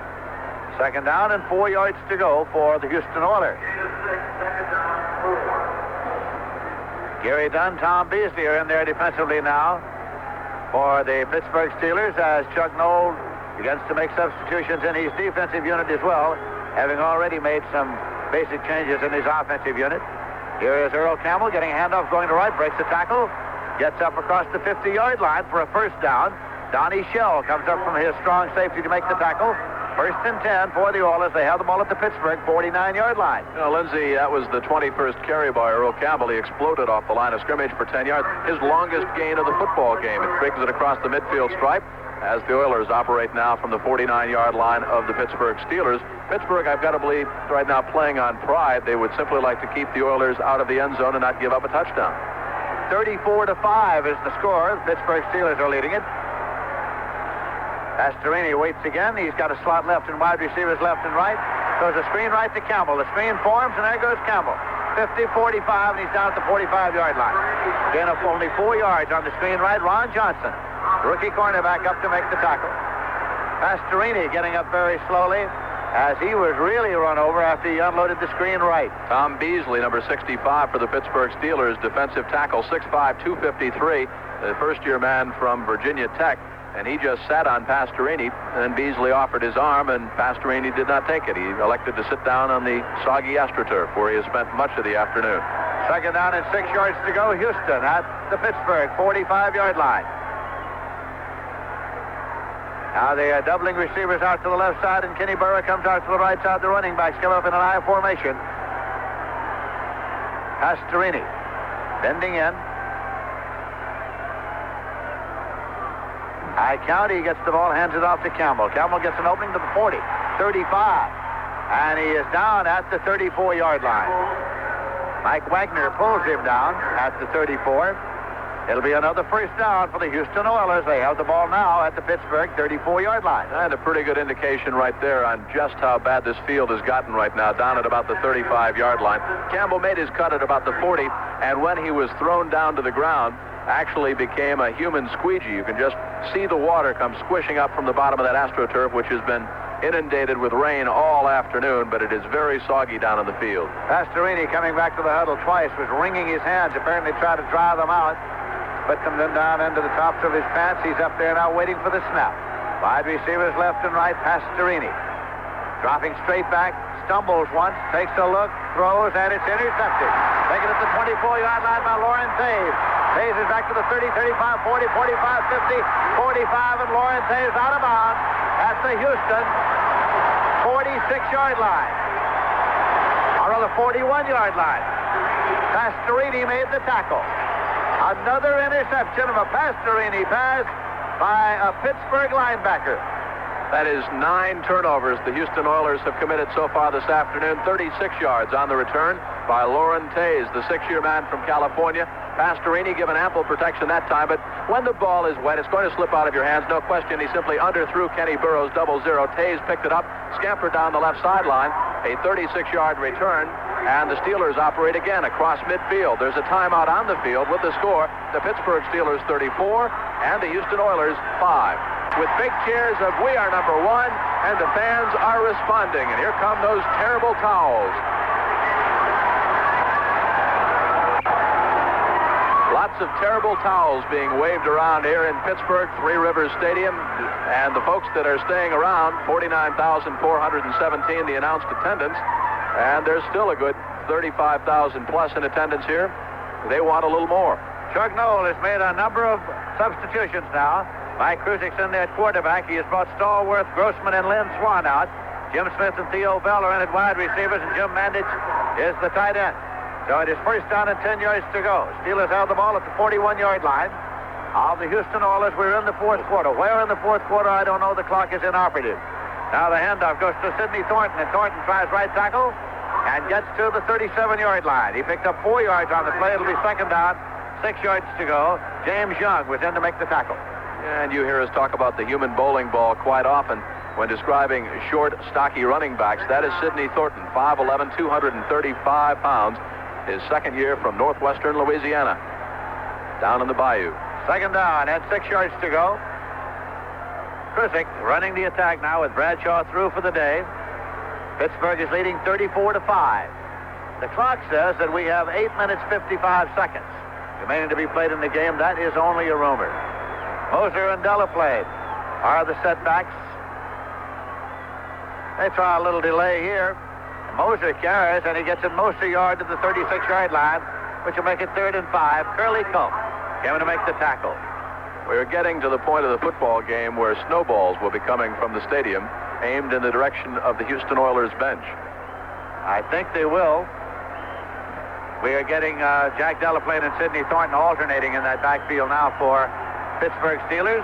Their coach Chuck Noll was once a messenger guard for Paul Brown and the Cleveland Browns, and so he uses an alternating system to get plays onto the field. Third down and 5 yards to go. They loosen up Moser in a right set and give him the football. He gets across the 35 and on down to the 32-yard line. That is short of first down yardage. It's going to be fourth down about 1.5 yards. James Young made the tackle. And the fans say go. They figure it this way. Pittsburgh Steelers are leading 34-5. The clock says we have 7 minutes 42 seconds left to play in the game.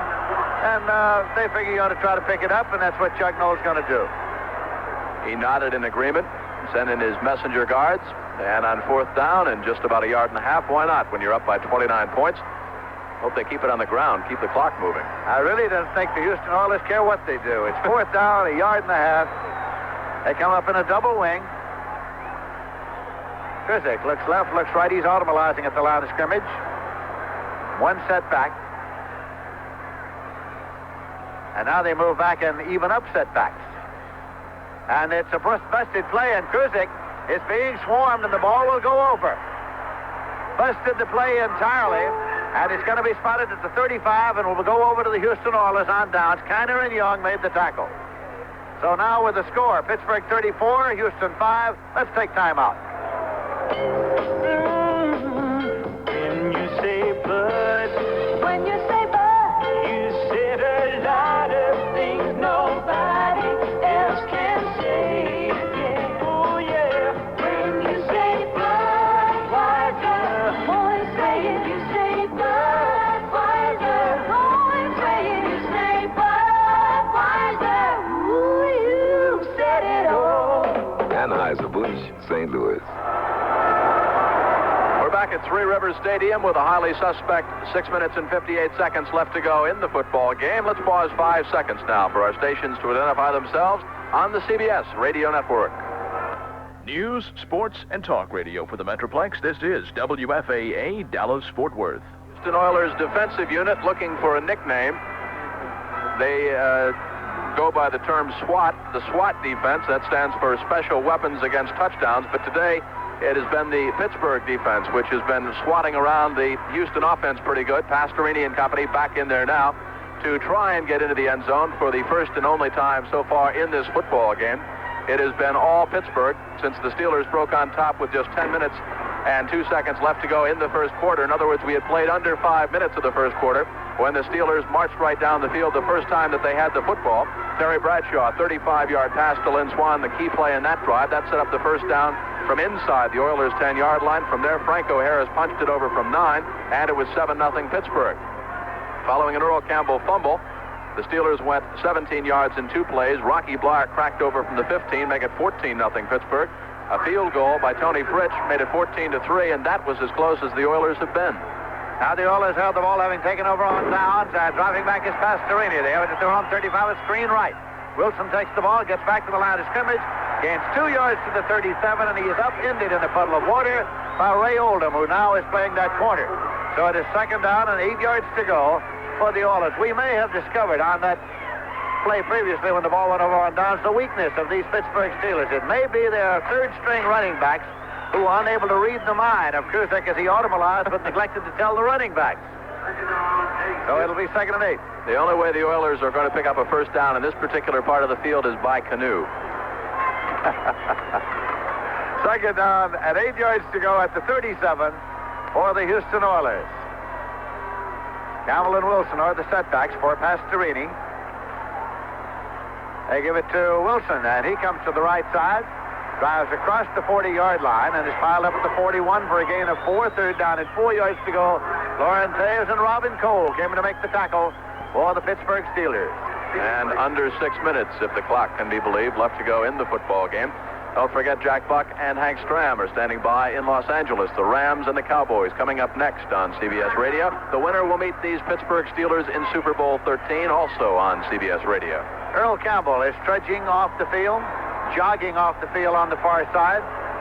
And dodging a few snowballs in the process. He is, in fact. They have a lone setback in a double wing alignment. It is Wilson for Pastorini. Pastorini with a pitch now to Wilson, tries the left side. He was trying to get to the 6 and lunge forward, but I think he missed by just a shade. He is in a puddle of water over there, and it's going to be spotted at about the 45-yard line. Robin Cole along with Dwight White on the tackle. But as the ball is spotted at the inbound marker, it's short. So the punting unit comes in now for Houston, 4th down and less than a yard to go. Cliff Parsley is in to do the punting. And Pastorini was trying to wave the offensive unit back onto the field. I don't think he can believe the decision by Bum Phillips. Why not go for it? Well, Bum figures he's just going to give it up, I think, here. Something that they did some time back. 34-5. And so Parsley gets the punt away. Theo Bell is retreated to his 15-yard line. Tries the left side, gets to the 20. Jitterbugs up to the 25, the 30. Breaks a few arm tackles, and is finally stopped at about the 32-yard line. Tell you one thing, the guys on the specialty teams that don't see that much action, they're not aware the score is 34-5. They are still hitting and popping out there like this game is still on the line. A lot of hitting going on both specialty teams. Now Jim Tunney has called a timeout with the score, the Steelers 34 and the Oilers 5. So we are back at Three Rivers Stadium, and a lot of the folks are now beginning to leave after that last Houston Oilers punt. The few that have access to the snow atop the baseball dugouts are preparing for the inevitable at the end of this football game, and I suppose the Houston Oilers would be wise to do the same thing. So something that just struck me as rather odd. Jim Tunney, as we all know, is a professional motivational speaker, and he just put his head into the huddle of the Houston Oilers and said a few words. I think he's overmatched in that case. I don't know what he could do to motivate the Houston Oilers at this time. The clock shows 4:26 remaining, the clock that has been inoperative most of this wet afternoon. And the Pittsburgh Steelers are leading it by a score of 34-5 on their way to Miami on the Super Bowl next Sunday afternoon to play the winner of the game coming up between Los Angeles and the Dallas Cowboys.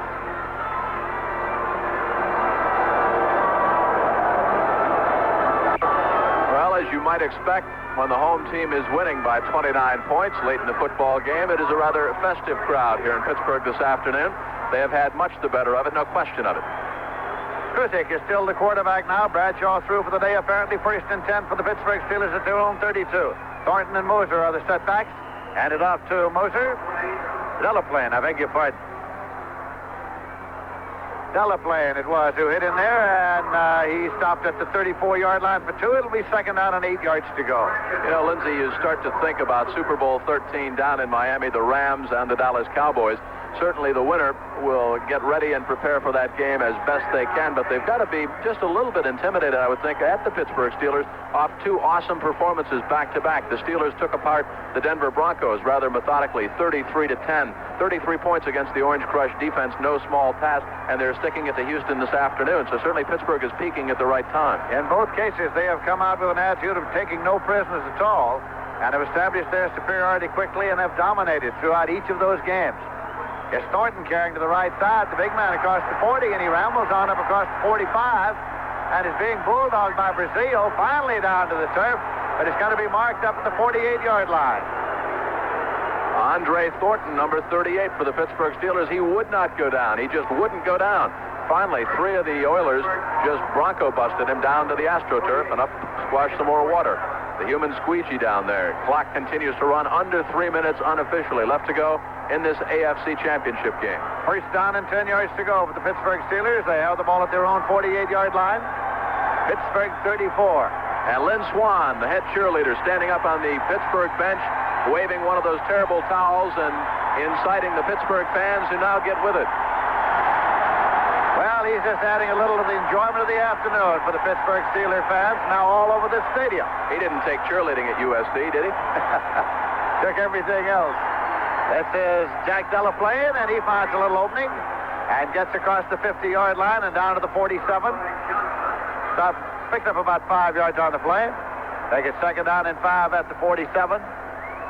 Al Johnson coming in to make the tackle. He's playing that corner now for the Houston Oilers, who've been making a few substitutions of their own. The clock, which has not been official many times this afternoon, is winding down toward the 2-minute warning. It's down to 2:10, and the Pittsburgh Steelers apparently think that it's official because they're not going to come out of the huddle till they get to the 2-minute warning, and Jim Tunney's not going to insist that they do. Matter of fact, he is joining them with his hands thrust deeply into his jacket pockets, and there is the 2-minute warning. Not only has it not been official, it has not been a factor. It has not at all, but we have reached the 2-minute warning in this AFC Championship game. 2 minutes remain to be played, and the Pittsburgh Steelers lead the Houston Oilers by a score of 34-5. On a day that has been inglorious for the Houston Oilers, they had an exciting football season, got into the playoffs, won 2 outstanding victories, one over Miami, another over New England, 2 outstanding teams, and then this afternoon have been dominated on a wet, gloomy day here in Pittsburgh Some of the fans have come out of the stands. They're down in the end zone. And there are a few of the loonies running around out there now with the terrible towels. And we'll have some more of that, I think, in these last 2 minutes. I think you're exactly right. It's a very festive crowd now. John Stallworth, Lynn Swan up on the bench leading the cheers. There are a lot of folks down by that Pittsburgh bench that are not Steelers. They are just plain folks.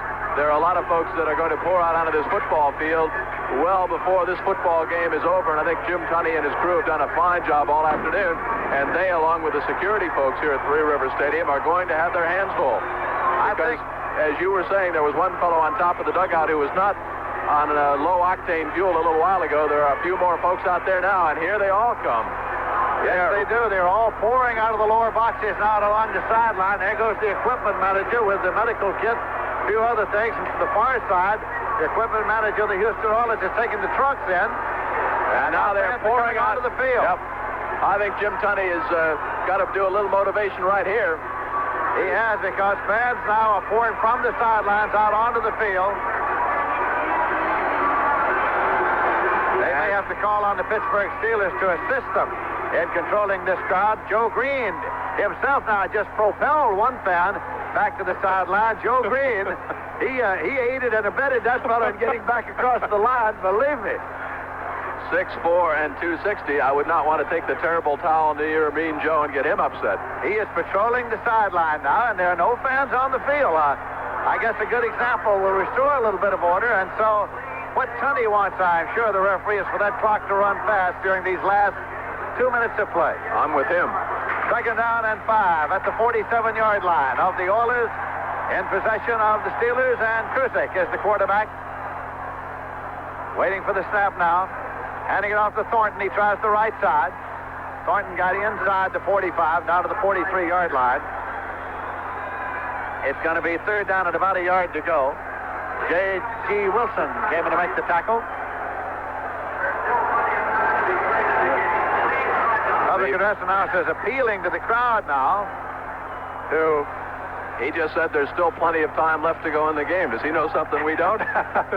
I heard him say that. I didn't want to believe it. This isn't a doubleheader. They are now about 8 or 10 deep in front of the Steeler bench. The fans are waving down there. Terry Bradshaw is right in the middle of them, still on the sideline. It is third down and a yard to go for the Steelers. Clock says we have 1 minute 12 seconds left to play in this game. Public address announcer says to the fans, please back up and let them play. Pittsburgh 34 and the Houston Oilers 5 in the closing moment here. Less than a minute to play. Hand it off again and simply send it straight ahead with Jack Delaplane carrying. Delaplane for no gain. They did not make it. It's going to be fourth down and a yard to go. Steve Kiner was in there on the last tackle. That was not the closing gun you heard. It was simply a firecracker. Clock is running down to 37 seconds remaining to be played, and here comes Moser back into the ball game. He's in there with Thornton at the setback. And now 29 seconds. And the ball is marked ready for play. Tunney marked it ready for play. They don't have to come out of the huddle. They do not have to run a play because it was marked at 29. And we have seen the last play of the game. Time will run out. Tunney handling that very wisely as the clock is wound down to 13 seconds and the fans roar onto the field. Here they come by the hundreds. Out onto the field, trying to get to their heroes, and both teams are trying to get to the dressing room. 3 seconds, 2 seconds, 1 second, and the championship game is over. That's the end of the game between the Houston Oilers and the Pittsburgh Steelers, where the final score is Pittsburgh 34, Houston 5. I'm Dan Reeves, offensive coordinator of the Dallas Cowboys. One thing we always strive for on the Cowboy offense is efficiency. That's why I'd like to recommend, if you're thinking of replacing or adding on to your heating system, that you consider a Fetters heat pump. At 17 degrees Fahrenheit, a Fetters heat pump produces 80% more heat than a comparable electric furnace. Not only is that amazing efficiency, but it also results in substantial energy and cost savings. What's more, the Fetters heat pump is just as efficient in the summer when it operates as central air conditioning. In fact, using a heat pump, you can save enough money on your winter heating bills to pay for the cost of summer cooling. Take the advice of someone who admires efficiency, because believe me, our winning or losing can depend on it. Find out the advantages of a Fetters heat pump at your nearby Fetters dealer. In Garland, Wes Heating and Air Conditioning. In the mid-cities, Hauk Heating and Air Conditioning. In the Astrodome to Pittsburgh, 13-3, where they gained only 163 yards running and passing. They were 20 yards under that here this afternoon. Only 143 yards running and passing for the Houston Oilers, who failed to get into the end zone. A field goal and a safety was their total offensive output, and Pittsburgh shellacked them pretty good, 34-5. One does not see many games in the National Football League, especially championship games, in which there is complete domination. But we saw that this afternoon as the Houston Oilers were completely dominated by the Pittsburgh Steelers, and their fans now are into the business of bringing down the goalpost. They are gathered all around the goalpost, and they are bringing them down. They're having a little trouble because they're metal, but the last game of the season has been played here at Three Rivers. Only the Super Bowl remains for the Pittsburgh Steelers, and their fans are enjoying this moment to the fullest. We'll continue with our wrap-up in just a moment. Ted and Dale Ford, the place put together with only you in mind. Come on by and see us.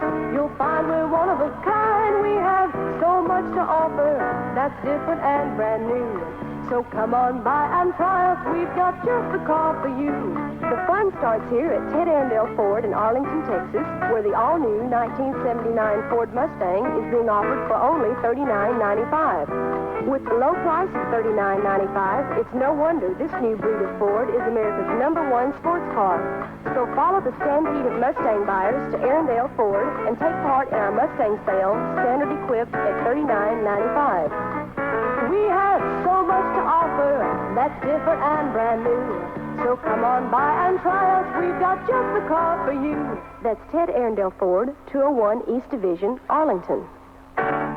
Dominated things defensively. We'll recap the scoring for you and then have some closing comments from Lindsey. It all opened up on the Steelers' very first possession, less than 5 minutes gone in the football game. They marched 57 yards the first time they had the football.